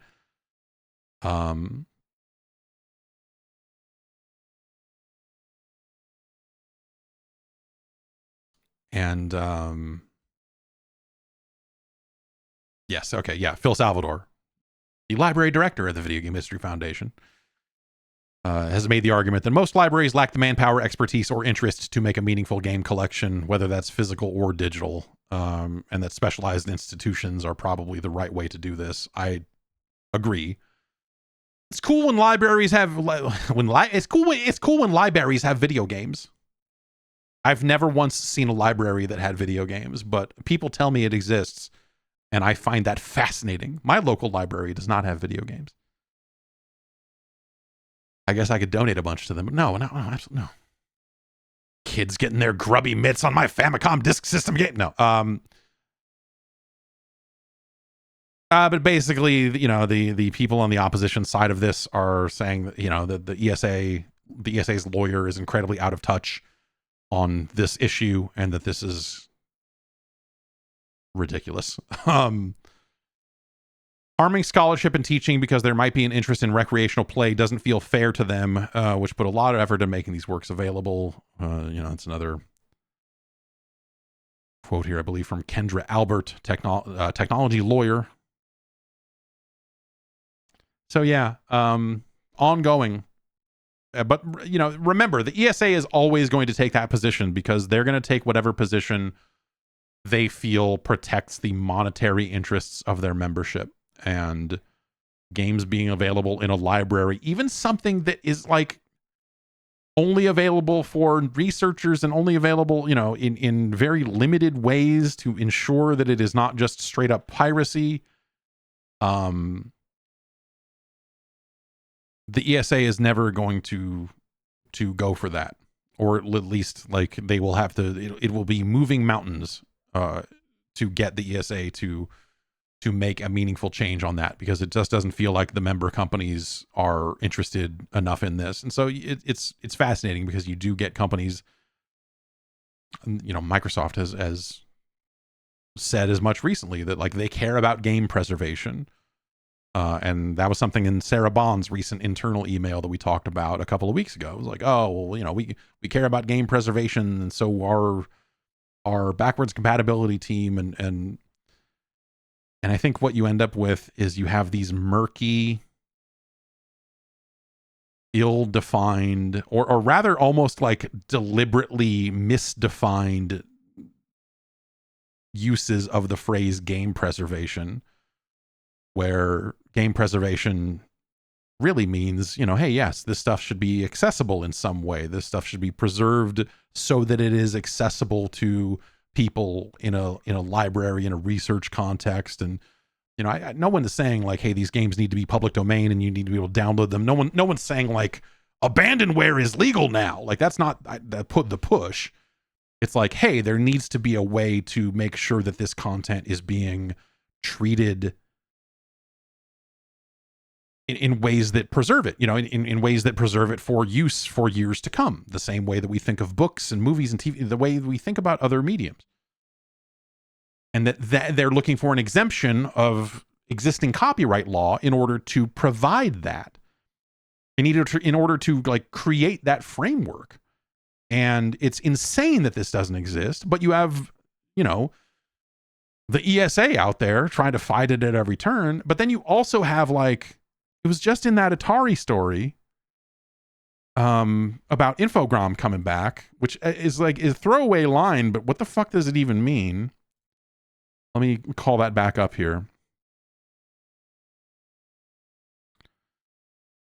Infogrames will in particular focus on properties that fall, quote, outside the core portfolio of IP associated with the Atari brand, unquote, the announcement said, adding that game preservation will also be a core aspect of the label. The fuck does that mean? It's not, you know, like, okay, like that's also weird because Atari is the preservation-minded brand in that outfit, so trying to attach that to Infogrames is sort of weird. Unless you're like, we've got to save these copies of Frogger for the Dreamcast. We've got to save that all of those garbage Alone in the Dark sequels. Driver San Francisco must be saved. Okay, sure. Yes, they do. I mean, we're not picking and choosing based on quality. That's boring. But I think you have a lot of companies that are out there trying to use, and I don't know, they don't win anything by saying it. Like, what is that? Does that, like, oh, well, like, what does that mean?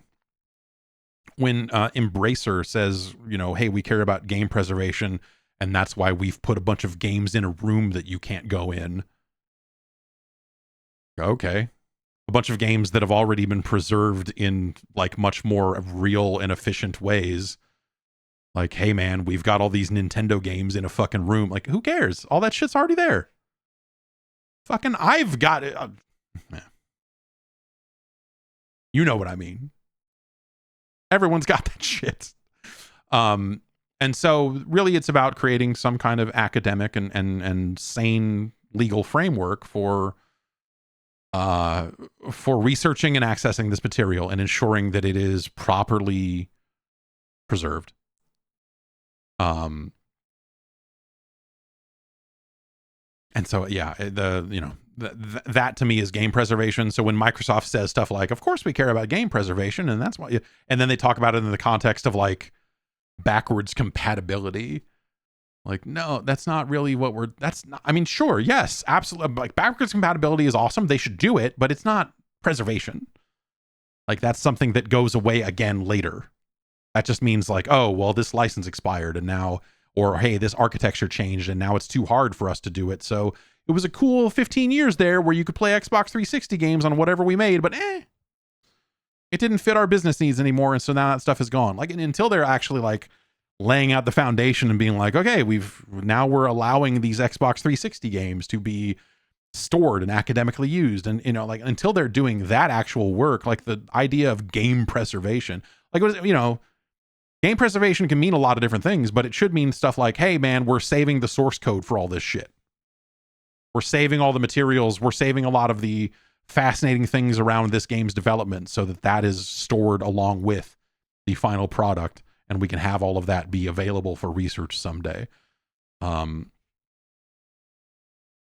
And yeah, yeah, exactly. Like, yes, this is kind of what I was building up to. But yes, Phil Spencer is on the board of the ESA. Like, Xbox is a big player in the ESA, as all the hardware manufacturers are, I believe. And so, it's sort of all part and parcel with this stuff of like, it's very easy to say we care about game preservation, but when the ESA is out here doing this and you look at the member companies that are a part of the ESA, you just have to look at it and be like, yeah, you're not. You ain't about this. I mean, fuck, I'm not about this. I don't know. I'm not a librarian. How do you store this stuff? I can you want to make a video game wiki? I'm fucking there. I know exactly how to do it. We'll do it right this time. Trust me.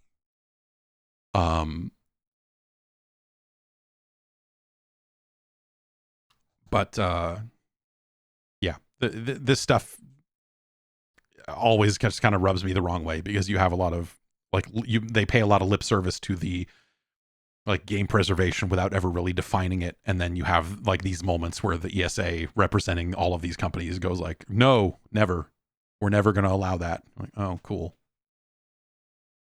Well, I guess it's cool. I can put a Gears of War 2 disc in an Xbox and it'll run. Neat. It's a different thing. They're both valuable. Like, I think the backwards compatibility work that Xbox has done is really cool, but that's not game preservation. That's not what that means. And that's it for the news. What's cool about that non-compete? I actually am very curious to see if the non-compete thing is something that if that's something that matters in wrestling, because one of the places that non-competes in a public context, I feel like a lot of non-compete stuff gets discussed in terms of wrestlers getting released from one company and not being able to go to another one for 90 days. And so what this would probably change with them on the contract side is probably what WWE would do going forward on their releases is they would say, okay, we will continue to pay you this amount of money for the next 90 days as long as you don't appear anywhere else. At any point, you could say, no, I'm not going to do that, and refuse that money and maybe show up somewhere tomorrow. But once you've signed the paperwork, you've signed the paperwork. But maybe that's what they already do. I don't know. Like, maybe it will have zero impact on wrestling because that's not a true non-compete. It's more of a severance of contract kind of thing. I'm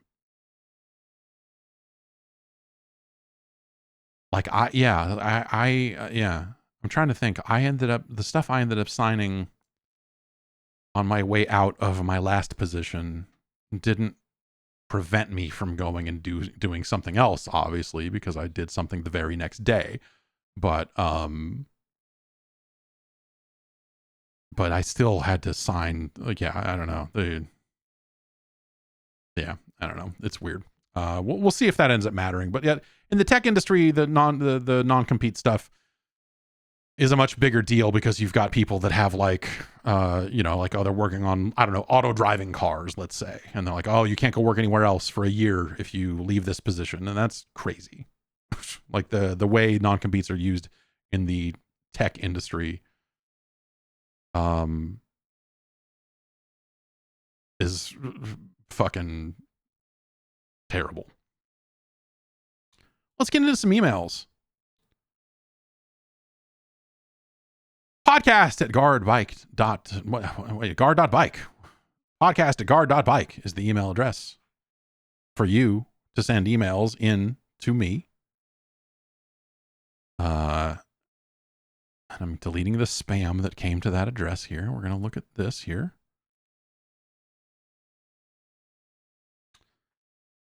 All right. RB writes in. From Cave in Rock. Now, how do you feel about the proliferation of the term roguelike?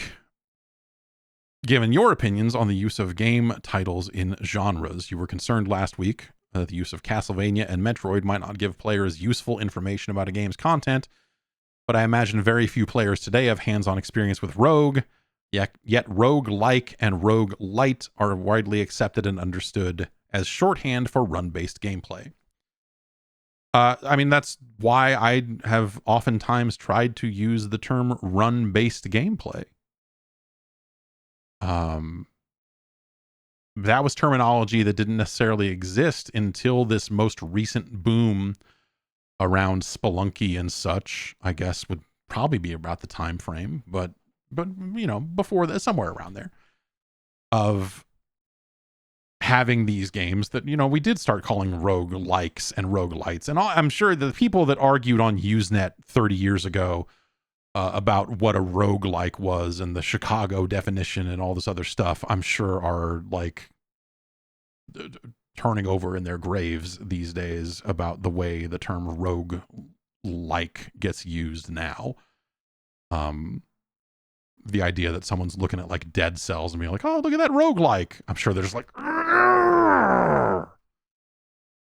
And I get it. And roguelite is an even dumber term. I guess, yeah, Binding of Isaac maybe is another good early example of that.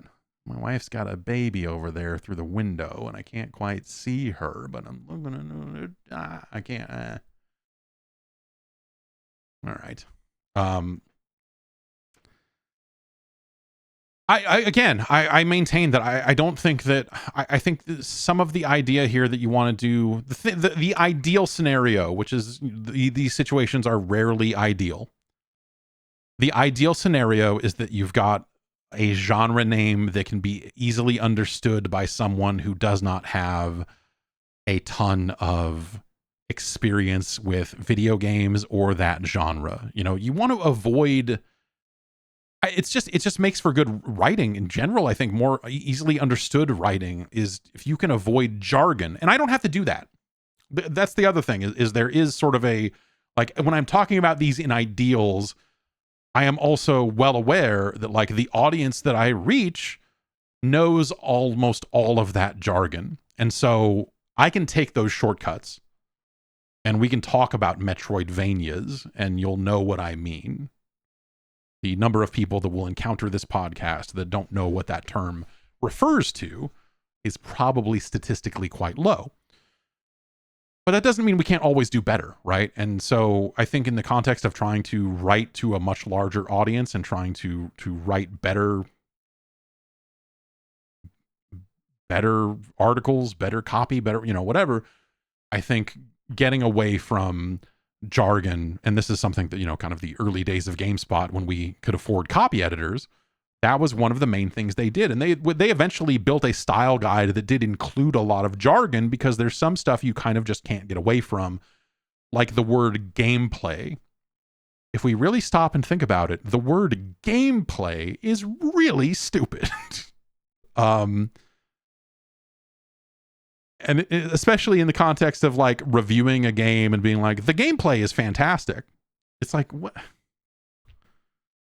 the fuck do you, what? You mean the game plays well? You could have written that. You could have been that, you know, like, and so there are certain types of jargon that are just very difficult to get away from. And so, you know, the GameSpot style guide expanded to include quite a lot of jargon over the years. But generally, you know, if you can avoid it, you should. And I believe that for genres as well. That was something that was always at least a minor concern when we had to come up with some of this stuff or find ways to classify games on the site. You know, this was years ago. But when I got to GameSpot, they had 7 genres, I think, and no subgenres. It was like action, and they built it for the PC. And so this is why when we came in and did console stuff, it was like, all right, what we can use these, but also this is kind of a weird fit. It was like, it was action, adventure, driving / racing, sports, strategy / sim, and puzzle. That might have been it. That might have been the 7.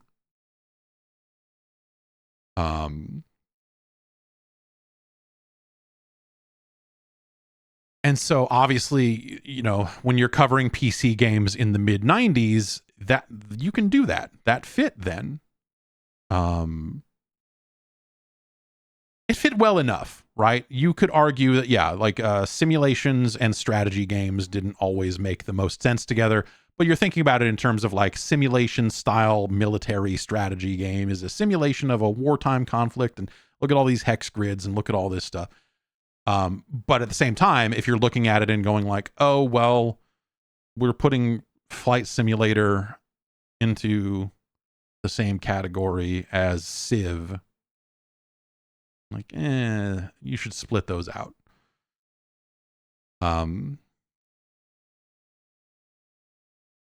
that stuff was bundled together back then for reasons I don't remember, because they predate me being there. But ultimately, then you come in and you're like, okay, now we need to take this code that builds this website. And the genres were hard coded in a way that, like, GameSpot had a separate page, a separate hub page for here's the sports page, here's the action page, here's the adventure page, here's the strategy sim page. And so someone had to go and make top slot graphics for all of those pages, like a couple of days a week, to update it as new stories went up and everything else. And that all got easier and more automated as time goes on. But like, once you build a website that also is covering multiple platforms, and this is why after this, I inverted it and wanted to build it the exact opposite way. Like, we had separate pages for each platform. And so the I guess the taxonomy of it went like platform, genre, game. And you would look at that would even be in the URL. It would be like videogamespot.com/psx/driving/ an 8-letter code that was that game. NFS hot, you know, whatever.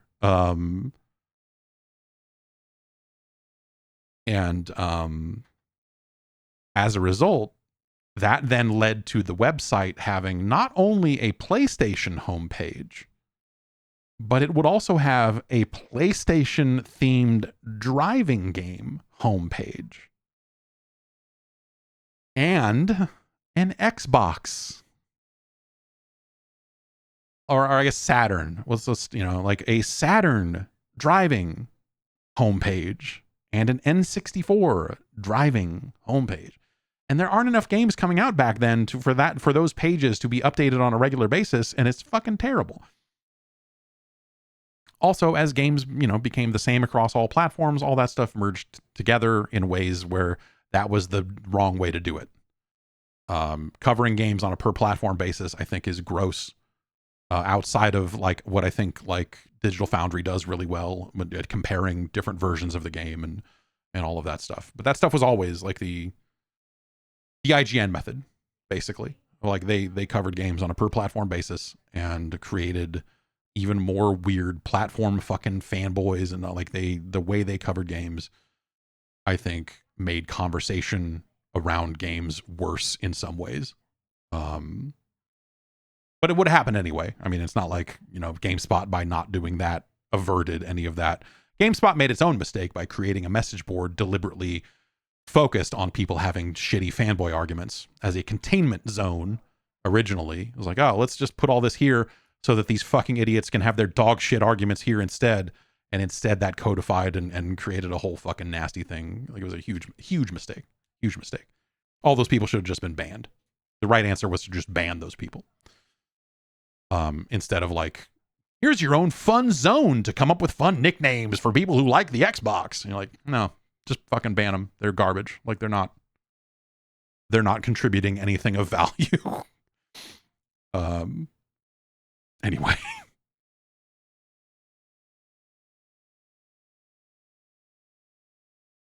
So yeah, to get back to the original question, the term roguelike is not awesome. It never was. Rogue is a really hard thing. I mean, it's on Steam technically, I guess, the Epic's release of Rogue. But it's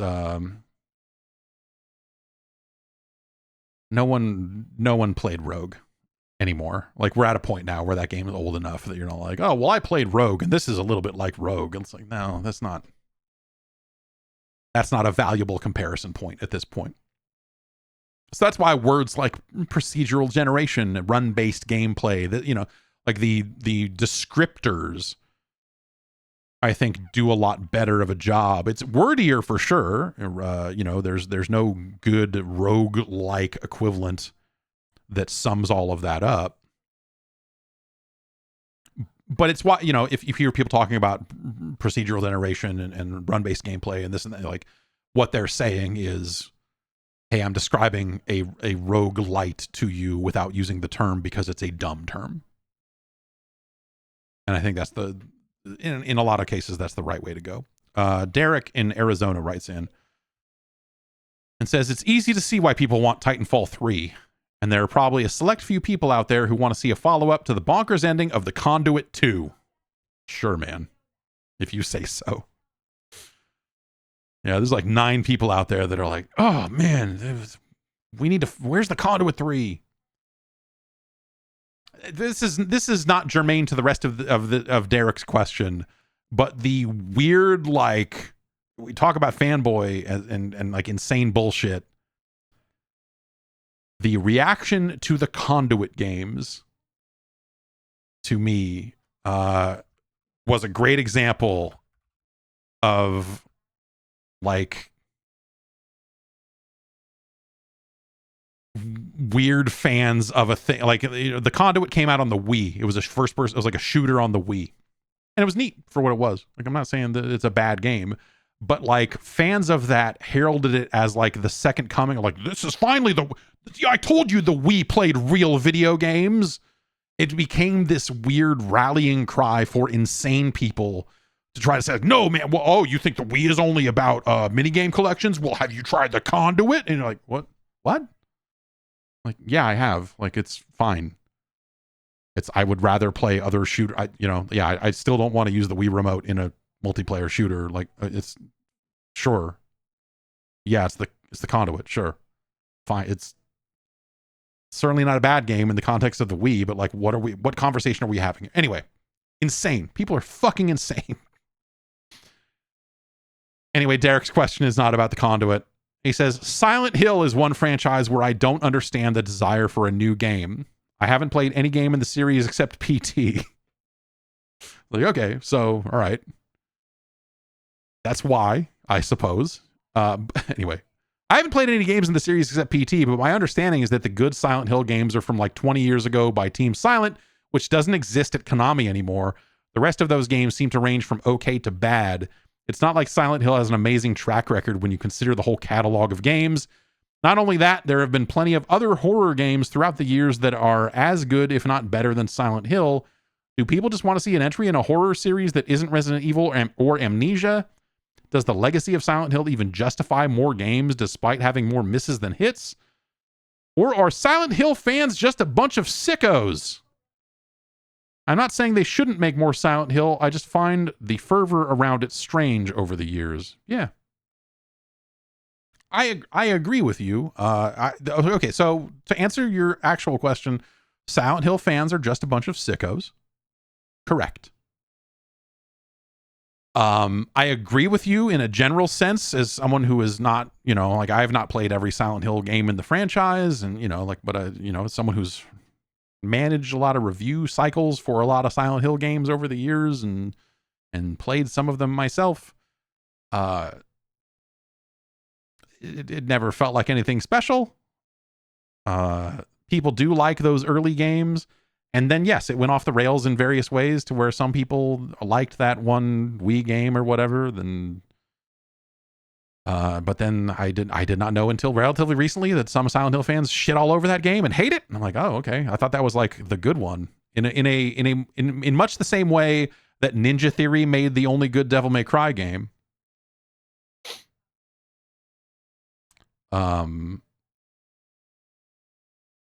Perhaps Sam Barlow made the only good Silent Hill game. Anyway. So this kind of applies to a much larger thing in video games, right? Where who makes your games? Who is still making those games? Who will make them again? And so when you say things like, I want a new Silent Hill from Konami, is Konami even in a position to make one that's any good? Or does Konami have anyone on staff that gives a shit about Silent Hill enough to make it good? Or, hey, they're going to outsource it and do their weird thing, and people are going to be mad about it for a lot of different reasons, and you know, and the cycle continues, right? And then 5 years passes and people go like, man, I wish they would make another Silent Hill. I mean, not that they did, but the other franchises have gone through that cycle of like, they finally announced they're going to make a new one. It comes out. It's not what people were looking for, because of course it's not. And then yet people go like, there's still someone out there who's like, I wish that they would make a new Metal Gear. Like, did you play Metal Gear did you fucking poke zombies through a fence in fucking Metal Gear Survive? That's the name of that game, right? Oh, I've done such a good job of blocking it out, but yeah. Did you poke fucking dudes through a fence in Metal Gear Survive and see how that story ended? You're really going to sit there and tell me, I wish they would make another Metal Gear game? Fuck you. Are you crazy? Out of your goddamn mind? The people that cared about making Metal Gear the thing that you like about Metal Gear are somewhere else doing something else. And it doesn't always mean, because you can't even necessarily use this as a guide, right? In this case, you kind of can, because Kojima is Kojima and he's making his stuff, and he is going to make his new espionage action game, or whatever that ends up being in 9 years, or whatever it is. But a lot of times teams scatter to the wind over the years, right? They don't retain a lot of the people. Even, you know, I think if you went and looked at Kojima Productions right now, like how many of those people were there when MGS4 was made? Let alone 5.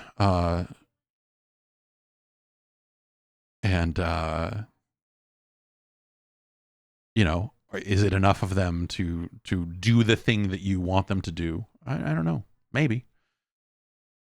But like, teams change, teams scatter, teams don't always stick together. Even when EA announced a new Skate, you know, they managed to get a couple of the people that, you know, that were key people in the early days, or the earlier days of the Skate franchise, so that they had someone they could put out there and say like, see, and that's cool. But like, it's not like Black Box still existed in its existing form, and it's like, okay, all of these people that made the great Skate franchise are right here making it again. Like, no, it's a different crew, and it's a largely different concept, in fact. So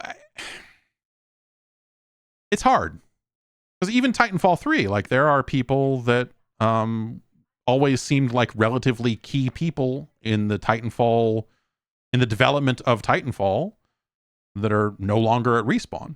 You know, they're out there with their own companies and doing their own thing, and are out at other studios working somewhere else. Some of them went back to Infinity Ward. You know, there's like the same way that Infinity Ward drained a lot of talent to create Respawn. And then like, okay, well, Infinity Ward is back making Call of Duty. You're like, what the fuck is Infinity Ward?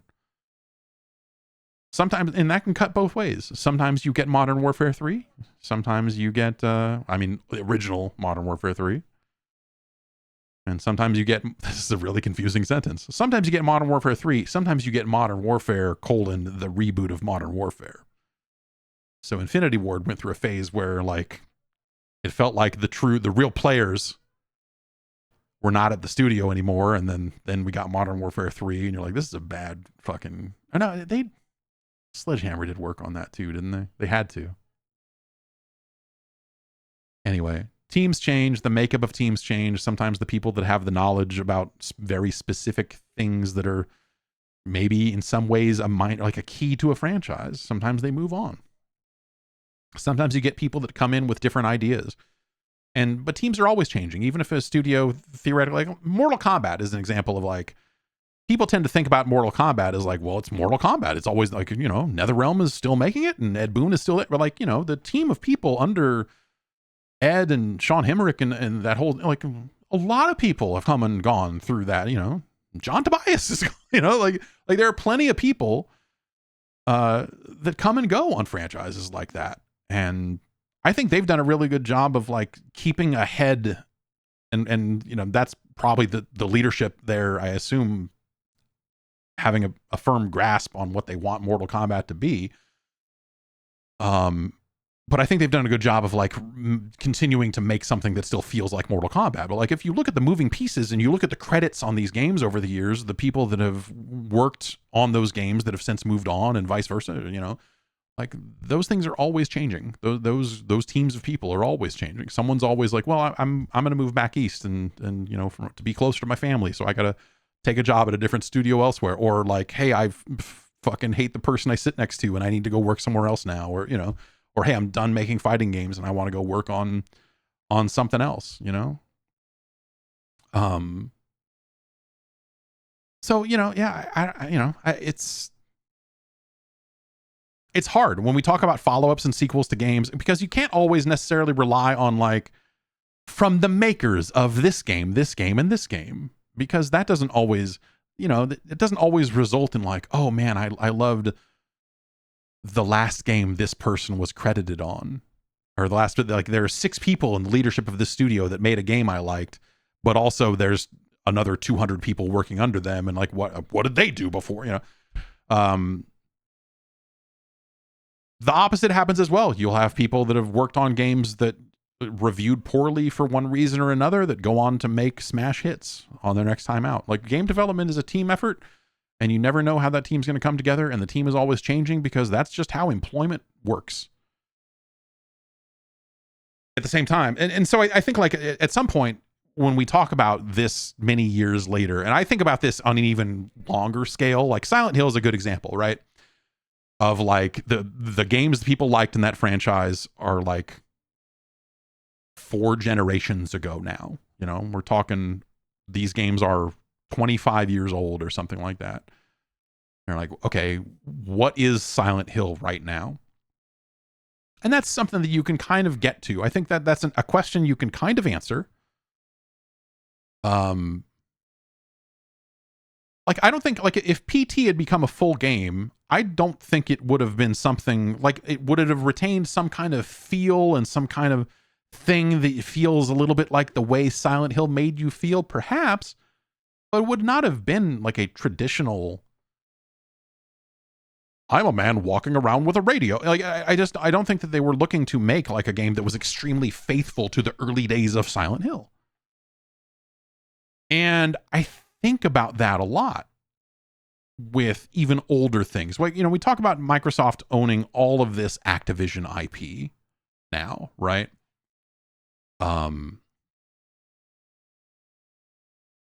Pitfall, Barnstorming, Fishing Derby, but take Pitfall. Pitfall is a really good example because you have a lot of spots throughout history where developers have tried to answer the question, what the fuck is Pitfall now? Pitfall is like a single screen platformer, like a flick, whatever like, how many screens are in Pitfall? 27 or something?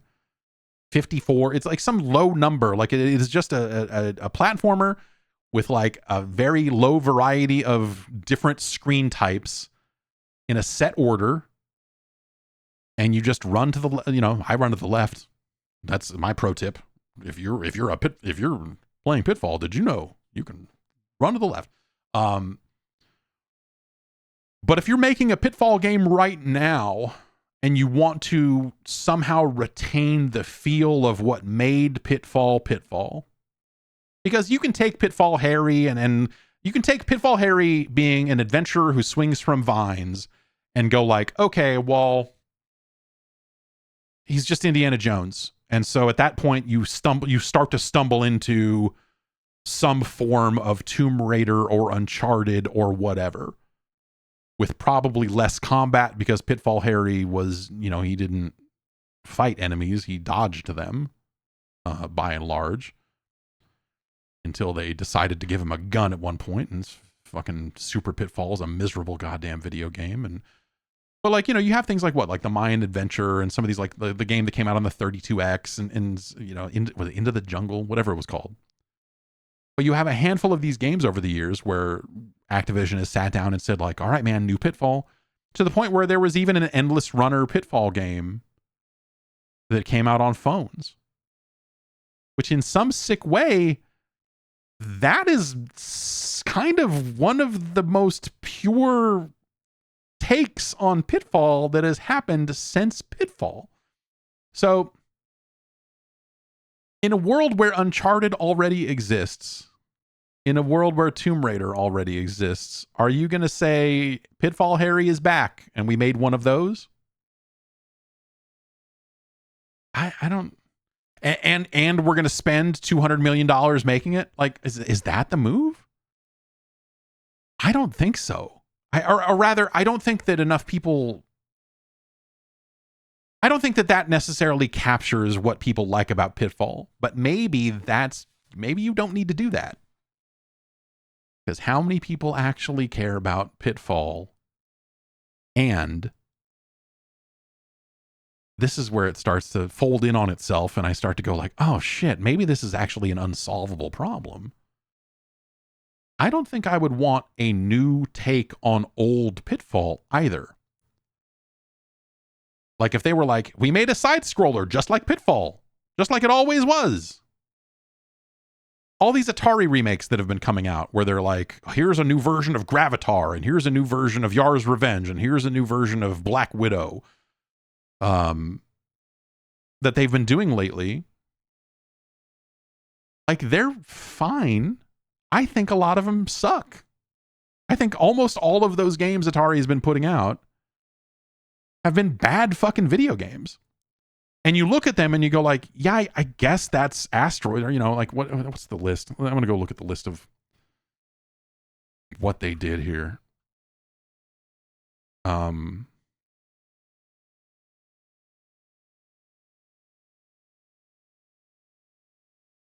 Black Widow Recharged. But yeah, all of these Recharged games that Atari has done.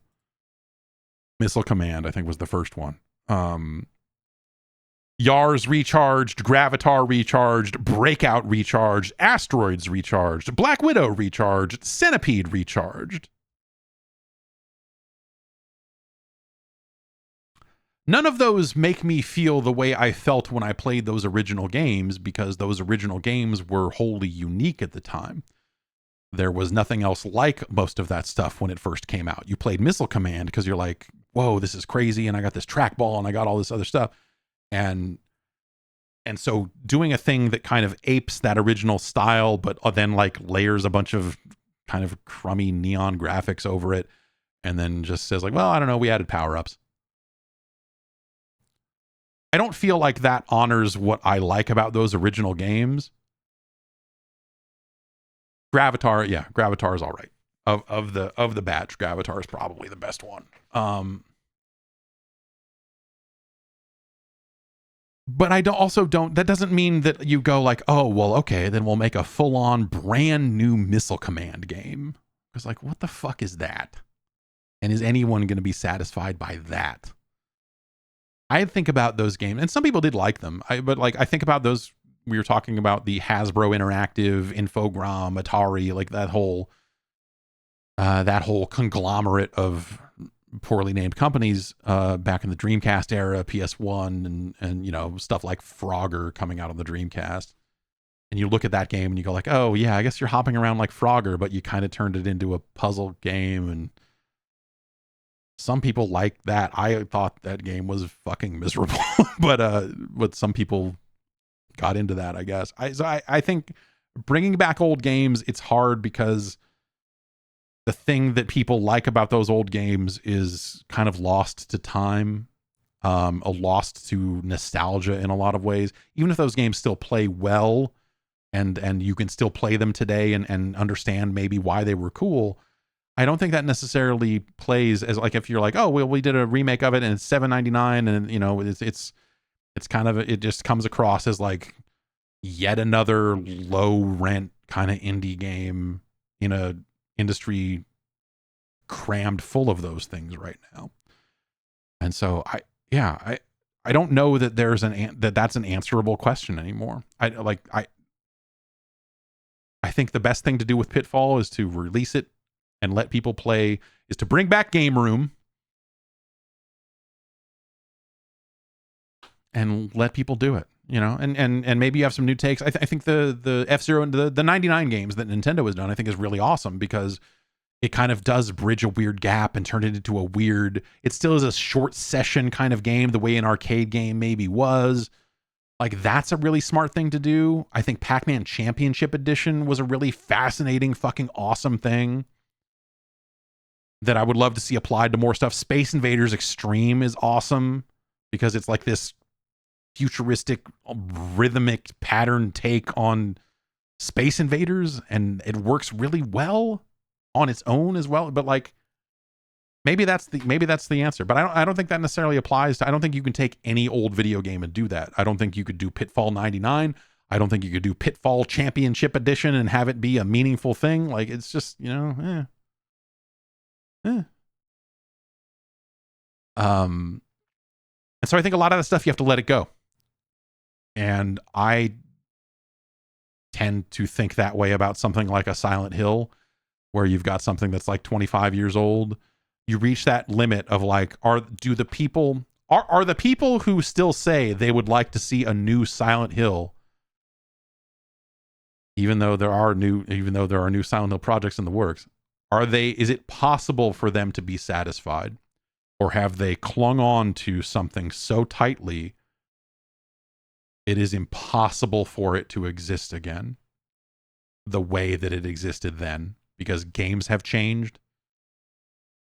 and the teams have changed and so many things have changed. Like, what? So the best you can hope to do is try to make a new thing that tries to recapture the way those games made people feel. What's the real core emotion of Silent Hill? And then you stare at it long enough and you're like, well, it's kind of, yeah, it's some psychological horror. Yeah, Zorga has it kind of, yeah, it's psych horror with a freak dimension. You're like, yeah, kind of, yeah. You could sort of do that.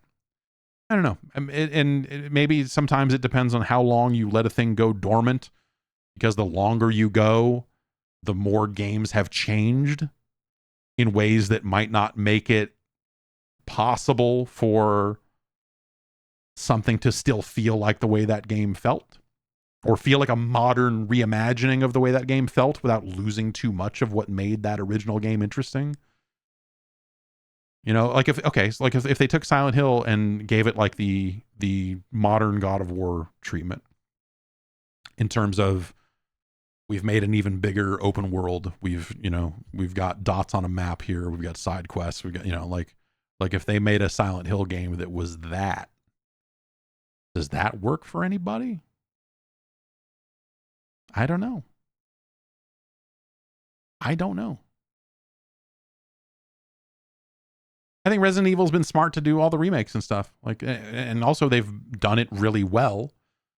And they've modernized that stuff in some fun ways. And yeah, I don't know. So it's not that it's impossible. I just think that for some franchises, I think it's much harder to envision a path forward than others.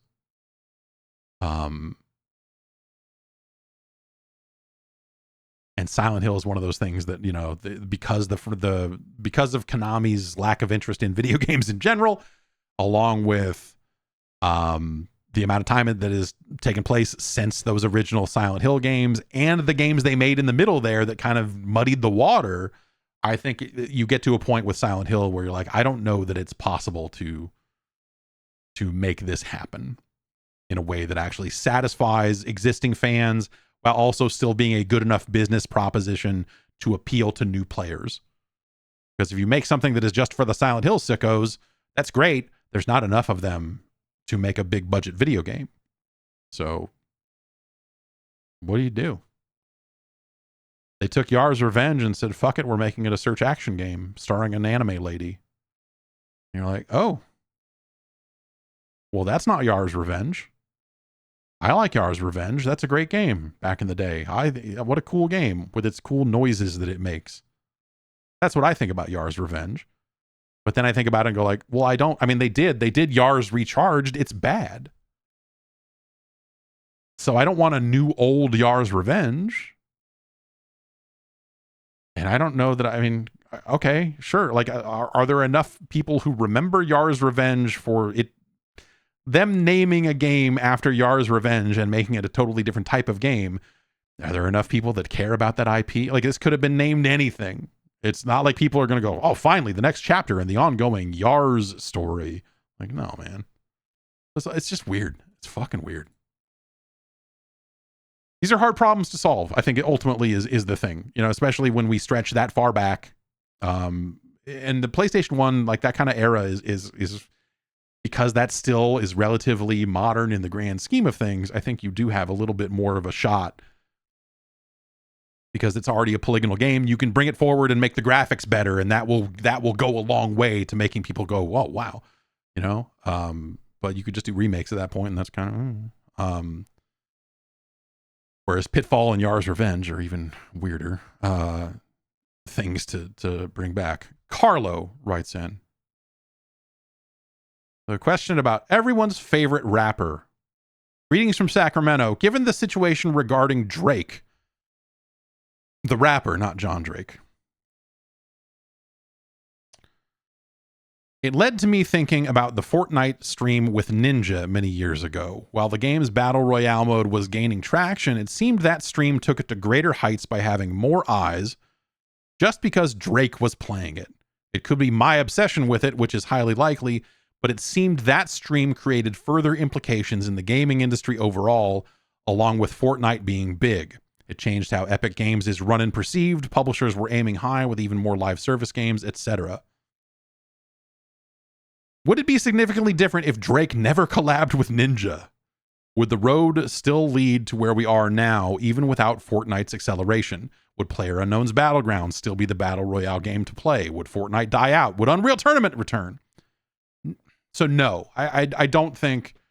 Ninja was already really big when that happened. Fortnite was already quite big when that happened. And so Drake getting in there and streaming with Ninja was a big moment, and it perhaps led to I bet some marketing teams saw that and went, shit, we could pay an influencer and get some kind of mainstream celebrity and have them do a stream together. Maybe we could do something like that. Like, I feel like that the lesson learned there was, if you get someone who is mainstream popular to do a thing about your game, it will get more mainstream eyeballs on your game. But I wonder, I could be wrong. But I bet the vast majority of people who viewed that stream already knew what Fortnite was. Fortnite was already like on the road to being extremely popular. I guess my point is, I don't think this stream was the deciding factor in anything about Fortnite's popularity. Fortnite was already well on its way, if not there already. Which is why Drake, Drake's not some fucking pioneer who's like, I'm going to come in and give this fledgling little thing here. Drake saw that something out there was hot and tried to attach himself to it. It's like, oh, this guy Ninja, he's big. Like, it probably had like not a lot to even do with Fortnite itself, and was more that Ninja at the time was big. Now, maybe if Ninja was playing an unpopular game, maybe that would have had an impact. Yes, if Ninja was playing Radical Heights. But sure, yeah. I mean, maybe some people went out and downloaded Fortnite because they saw the stream with Drake, and maybe that was their first exposure to Fortnite. But it's more likely that it was their first exposure to Ninja. And that probably had an impact on Ninja's success for, just as much as anything else.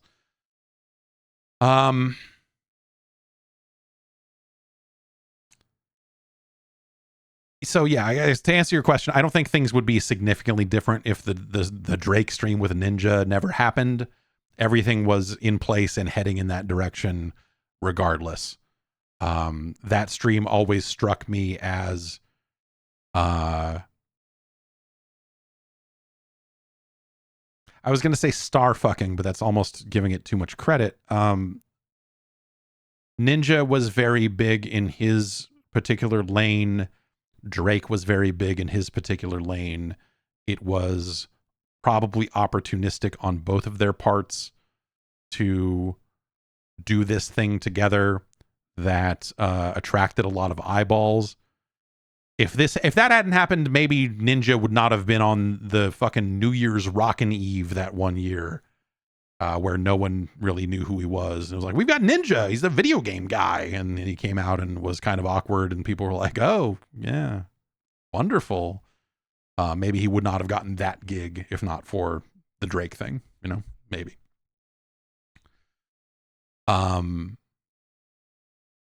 But this just strikes me as like Ninja knowing someone who has an in with Drake and saying, oh, this would be big. And Drake being like, yeah, I'm interested. And then it kind of happening. And then everyone on the Ninja side being like, we should do that again. And then Drake being more like, yeah, okay. And not doing that again. That's kind of how that just seems to me of like a, can we glom onto this celebrity to get more eyeballs on our stream? And it was a big deal, and it certainly, I have to imagine it helped Ninja in a lot of ways. Not that he necessarily needed the help, but I'm sure it took Ninja probably to another level there for a while, in terms of just like mainstream awareness.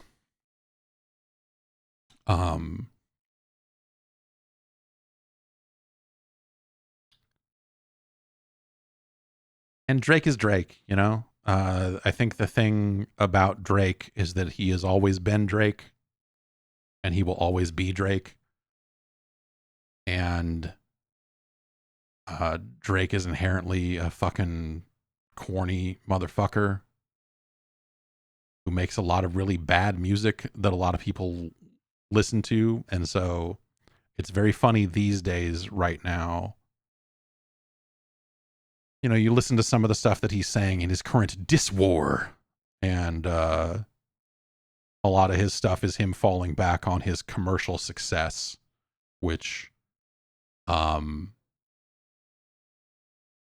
think is very funny. It's very like oh yeah, you, of course you're going to feel that way. Of course you're going to go that route with this, and so on. You're Drake. This is the only way you can move. And he's made a lot of really middling music that is commercially done very well, and but that's always been the way, right? It's it's very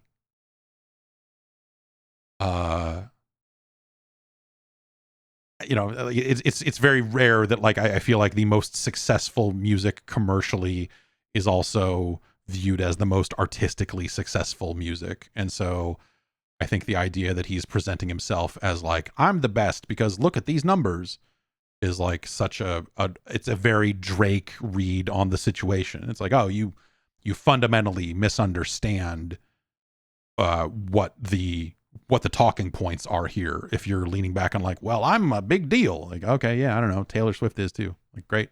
Awesome. Keep it up, guys.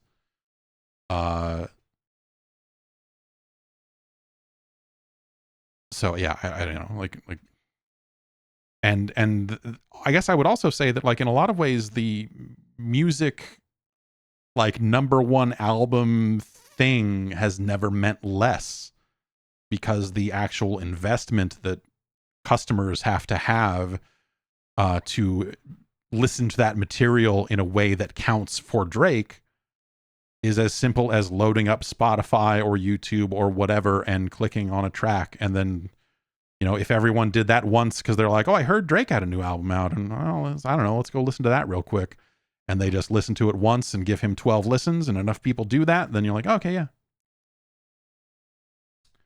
They didn't go out and spend $18.99 or $12.99 or, you know, like whatever the, however much CDs cost at any given time.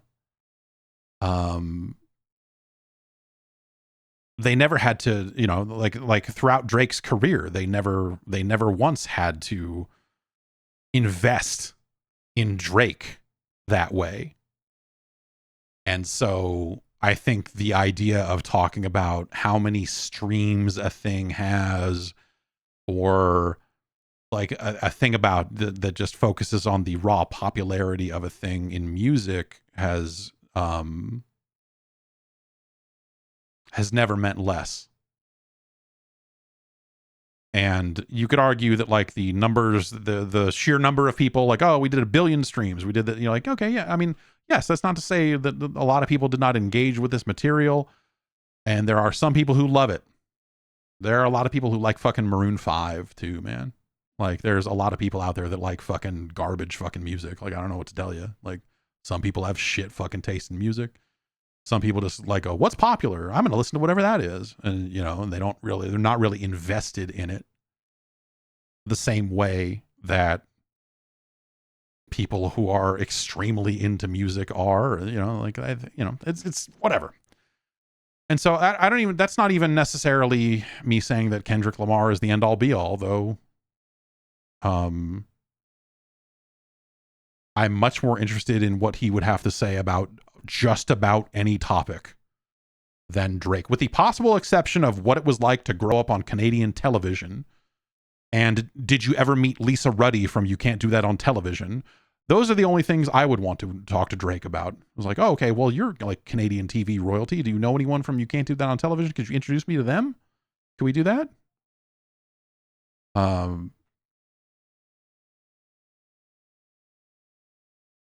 Kendrick Lamar just comes across as a more considered and interesting individual. And that's not always as commercially successful. Duh. I mean, whatever. It's, and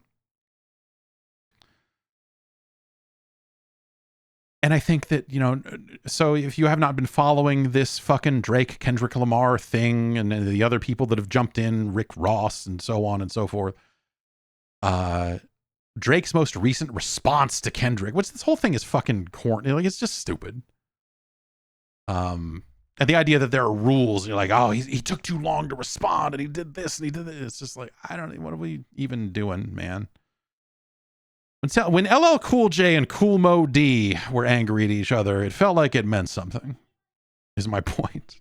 When Ice Cube and Eazy-E were at odds, that felt real to me. But Drake's most recent response has him like doing AI voices of like, it's him rapping, but they have laid Snoop Dogg's and Tupac's voices over it.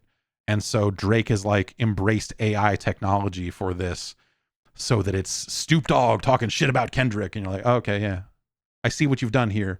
Also, it is disgusting what you have done here at a time when the music business is trying to figure out what it's going to do about all this AI stuff.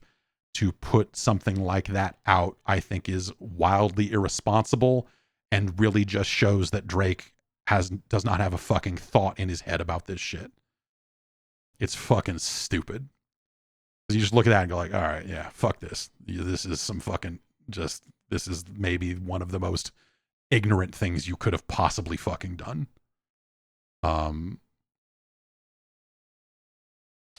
And so basically fuck Drake. I don't know, back to back. What? Yeah. When Drake was teeing off on Meek Mill, I think that was Drake's best material. But I think that the material he has had in this particular thing with Kendrick has been pretty shitty. And I think that Drake is just kind of fucking cooked, man. Like, you know, like is he still commercially popular? Absolutely. But like, there's so many holes in his fucking game. all of the fucking ghostwriter shit that has fucking caught up with him so hard over the years. The idea of Drake, you know, like you cannot call Drake a fucking MC, and I don't think he would call himself that. I would like to think. You know, it's like, so who cares what the fuck Drake's, you know, it's like paying attention to like, oh, Chris Brown has a diss track out. Like, I don't give a fuck. Fucking R&B singer. Who cares? Here's what the fuck Drake has to fucking say. Anita Max win, motherfucker. That's it. So yeah, I like all of that stuff, the ghostwriters, everything, like the idea of Drake presenting himself as like superior to anyone else when he's got a team of people writing his songs and all of this other shit. Like, it's just all invalid. Like, who cares? You know? He's not the only person that's ever used a ghostwriter, for sure. But he's also trying to position himself as like being in conflict with people that are perceived to be real MCs. And so, who cares?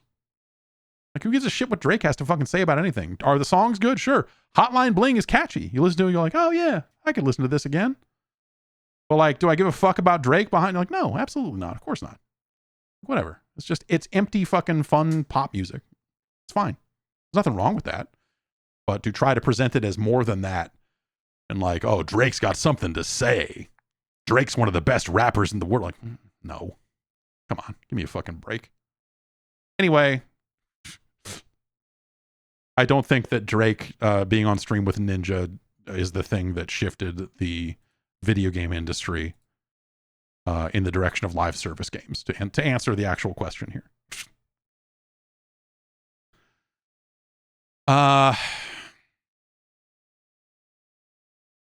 Let's see.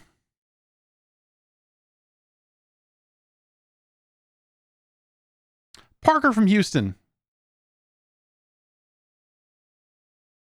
says, since everyone has been talking about how expensive game development is becoming now, it made me wonder, why don't developers go back and make expansions for their older games?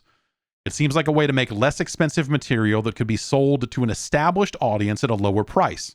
The only thing I can think of is that it isn't considered financially viable due to lack of interest. That being said, Bethesda will still happily take my money for Morrowind, a game that came out 22 years ago, but they would never go back and make something new for it, even if it was a $5 add-on. And obviously saying something like Bethesda should make a Morrowind add-on in 2024 sounds insane, yet companies are perfectly happy to pour a mountain of cash into completely remaking old games, but seemingly won't consider making new content for old games too. Purely for example's sake, I feel like it would be easier and cheaper to just finally make Half-Life 2 Episode 3 in Source than it would be to make Half-Life 3 from the ground up in Source 2. You would think companies would look at the resurgence of Age of Empires 2 and think, hey, that could be us. Is there something I'm missing? So, yes, I think the thing you're missing is that how many people, what's the maximum addressable audience for Morrowind right now? Like, if you were going to sell a $5 add-on to Morrowind, what's the number of people who right now can play Morrowind, right now own Morrowind, right now would hear about that and go, oh shit, and go install a new Morrowind thing? How much would it cost to make that content? What's the return on that investment? Like, these are the sorts of things. Like, it probably just wouldn't, like, it would sell as a curiosity. You would have to, like, you would have to port Morrowind to modern consoles in order to increase the potential size of the audience that could benefit from that work. You couldn't just go like, okay, well, Morrowind's on PC and we'll put it out. It's fine, because people will download it on PC and they'll be like, oh, I have to mod this and I have to spend all this time. Oh, fuck this. I'm not doing this. And you couldn't sell it to people who have the original Xbox version, for sure, because the infrastructure is not there. Also, you just wouldn't do that. The thing you need to think about a lot of the time, I think, when it comes to why don't companies do this? Why, you know, and this I think is a lot of the answers to the questions about, like, why don't companies place more bets that are not as expensive? Why don't we see these AA games coming back, or these B games, whatever, you know, the smaller games from bigger studios? is all of it is about opportunity cost, and all of it is about, what's the burn rate of your studio? How many people do you have employed? What are they doing at any given time? From a business perspective, you want as much of your people working on the highest impact thing they could work on at any given time. Is that a $5 add-on for Morrowind? It's never going to be that. A remake of an old game would take more work potentially than that $5 add-on, but they charge more for it. And it's something that can be sold to a whole new generation of players on a whole new generation of systems. And so you're kind of getting your thing out to a whole new crowd. So it becomes that thing of like, okay, well, we need to reach the maximum amount of people possible. So selling an add-on for an old game is not that anymore, because some people lost their CD key. You can't look at the sales. You have to look at the daily Steam numbers on Morrowind and go like, well, if we do this, maybe it shifts it 20% higher. And is that enough? You have to project how many people actually buy that thing and play it. Versus if you just got a team and said, we're remaking Morrowind, which would be an undertaking. I'm not recommending,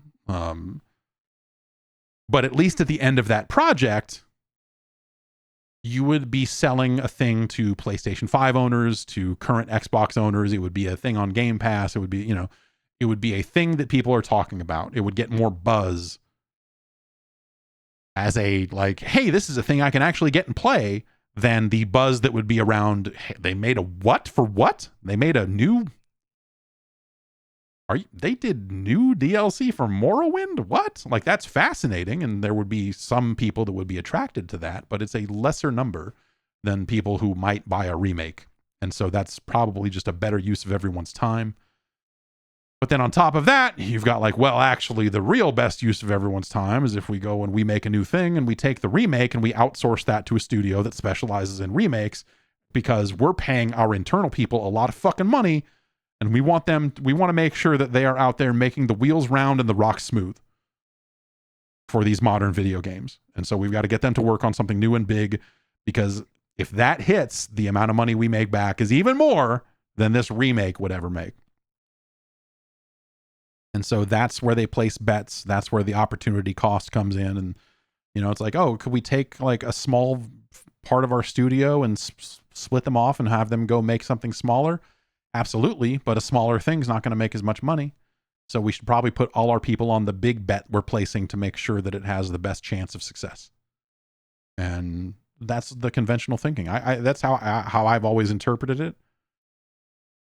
I think there are some cases where you could make a good case of like, hey, we took a small team and split them off, especially like in a case where like, oh, we're kind of between games, or we're wrapping up this game, and so the people who did pre-production for this thing, or the artists, are free to work on something else. And so in the time between there, they managed to make this, but that's usually where the DLC is made. That's kind of why the people that get angry about DLC being in development before a game comes out, it's like kind of a fallacy, right? They're not mad about it. Like they're not realistic about the way things are made. Like, it's not like the entire team has to be full speed ahead on the same game all the way up until it goes gold. You've got different parts of the team, like, oh, Cyberpunk, the main people working on Cyberpunk right now are these people, but the people that did the pre-production work are freed up because they're not in pre-production anymore. They're in production. So, okay, well, to get the concept artists working on DLC, get the people who wrote the story to start writing the story of the DLC. And so, we keep these people, we keep the machine spinning. Everyone is working and not getting laid off as they make the next thing.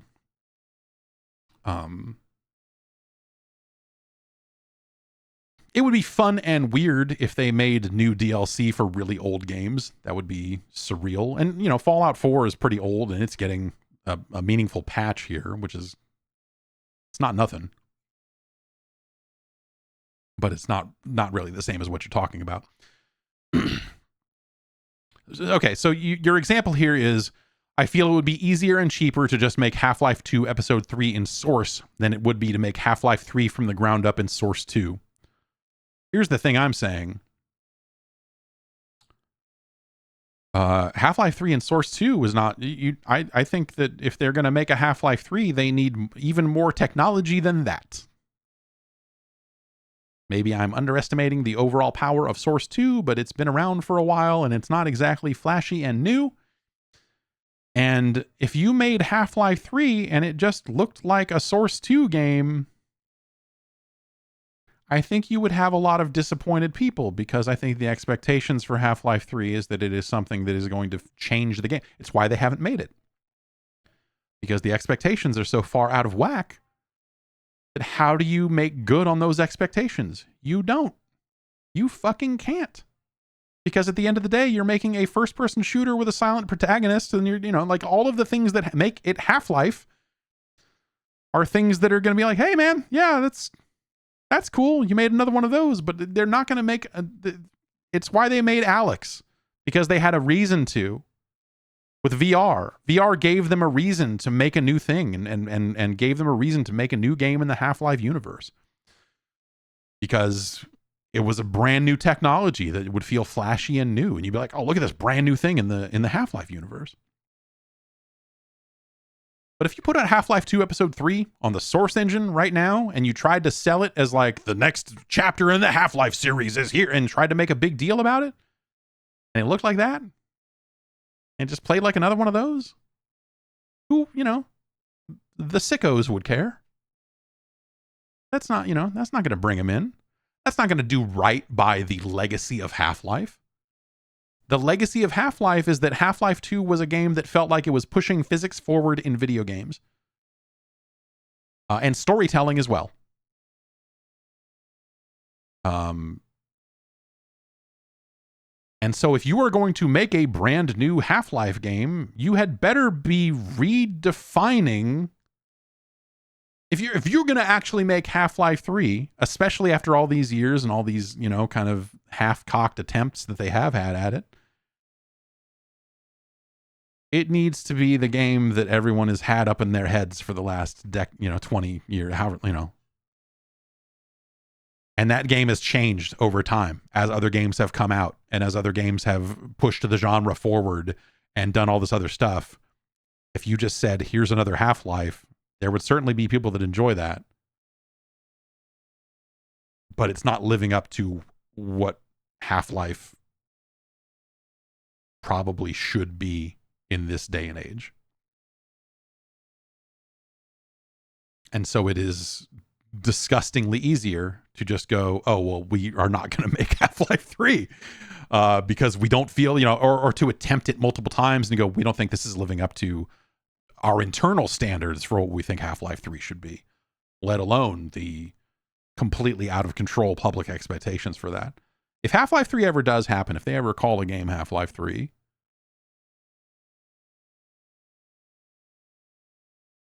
we had the conversations back in the day about like Half-Life 3 needed to be attached to something new that was moving things forward. And so in some sick way, when Steam machines were coming out, it was like, hey, what if Half-Life 3 was a Steam machine exclusive?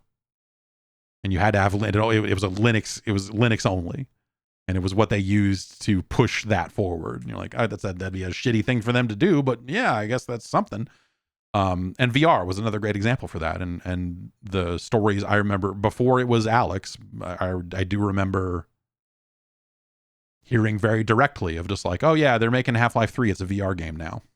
And going, oh, okay, that makes sense, because if they're going to get into VR, if they're going to push that forward, then that's a good reason. It resets expectations, because then it's not just here's our story-driven first-person shooter with physics and blah, blah, blah. It's like, and it uses this brand new technology and this VR and all that, like it's got another hook to it that makes you feel like that Half-Life is there at the forefront pushing things again. But like, what's that now? Now that VR has kind of come and hasn't necessarily gone, but it's kind of lingering around in a unpleasant way, I guess. So what do you do? You don't have to do anything. And that's always an option, right? Of like, oh, what do you do? Nothing. You could just as easily do nothing and wait and see if the right idea comes along at the right time. I fully believe that if the right idea comes along at the right time, Valve will pull the trigger on making another Half-Life game. But at this point, there has to be a damn good reason for them to do so. And I don't think it's as simple as I did it. I came up with a great story that will this is Gordon Freeman's final chapter. We did it. We came up with it. I don't think it's that. It has to be more than just that. It has to be technological in nature as well. And so, there are just not a lot of good reasons to make Half-Life 3 right now, and there haven't been for a long time. VR was kind of like the last window, and they did eventually make a product. They just didn't call it Half-Life 3.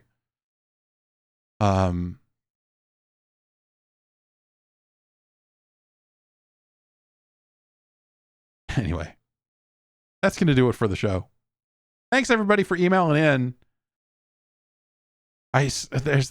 Will there come a time? It's never going to happen. Like, will there come a time when we're not occasionally talking about Half-Life 3?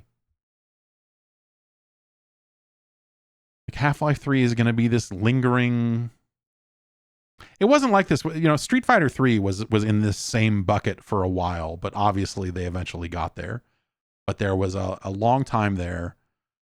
You saw all the magazines that were like, oh, Capcom forgot how to count to 3, because they did Champion Edition and Turbo and then Super and then Super Turbo, and so the number of games that were just called Street Fighter 2 became hilarious. Almost like a Half-Life 2 Episode 1 and Half-Life 2 Episode 2. Portal is their Darkstalkers. Think about it. Someone write that down. It's good shit. It's good shit. I'm going to get going. Everybody have a good rest of your week. Of course, if you want to watch some video of me playing video games, I'll do that. Maybe we'll check out some Hades 2 tomorrow. And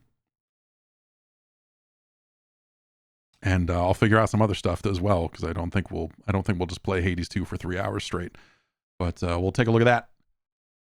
And yeah.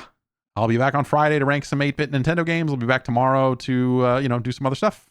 Maybe some Hades, maybe something else. Take care of yourselves.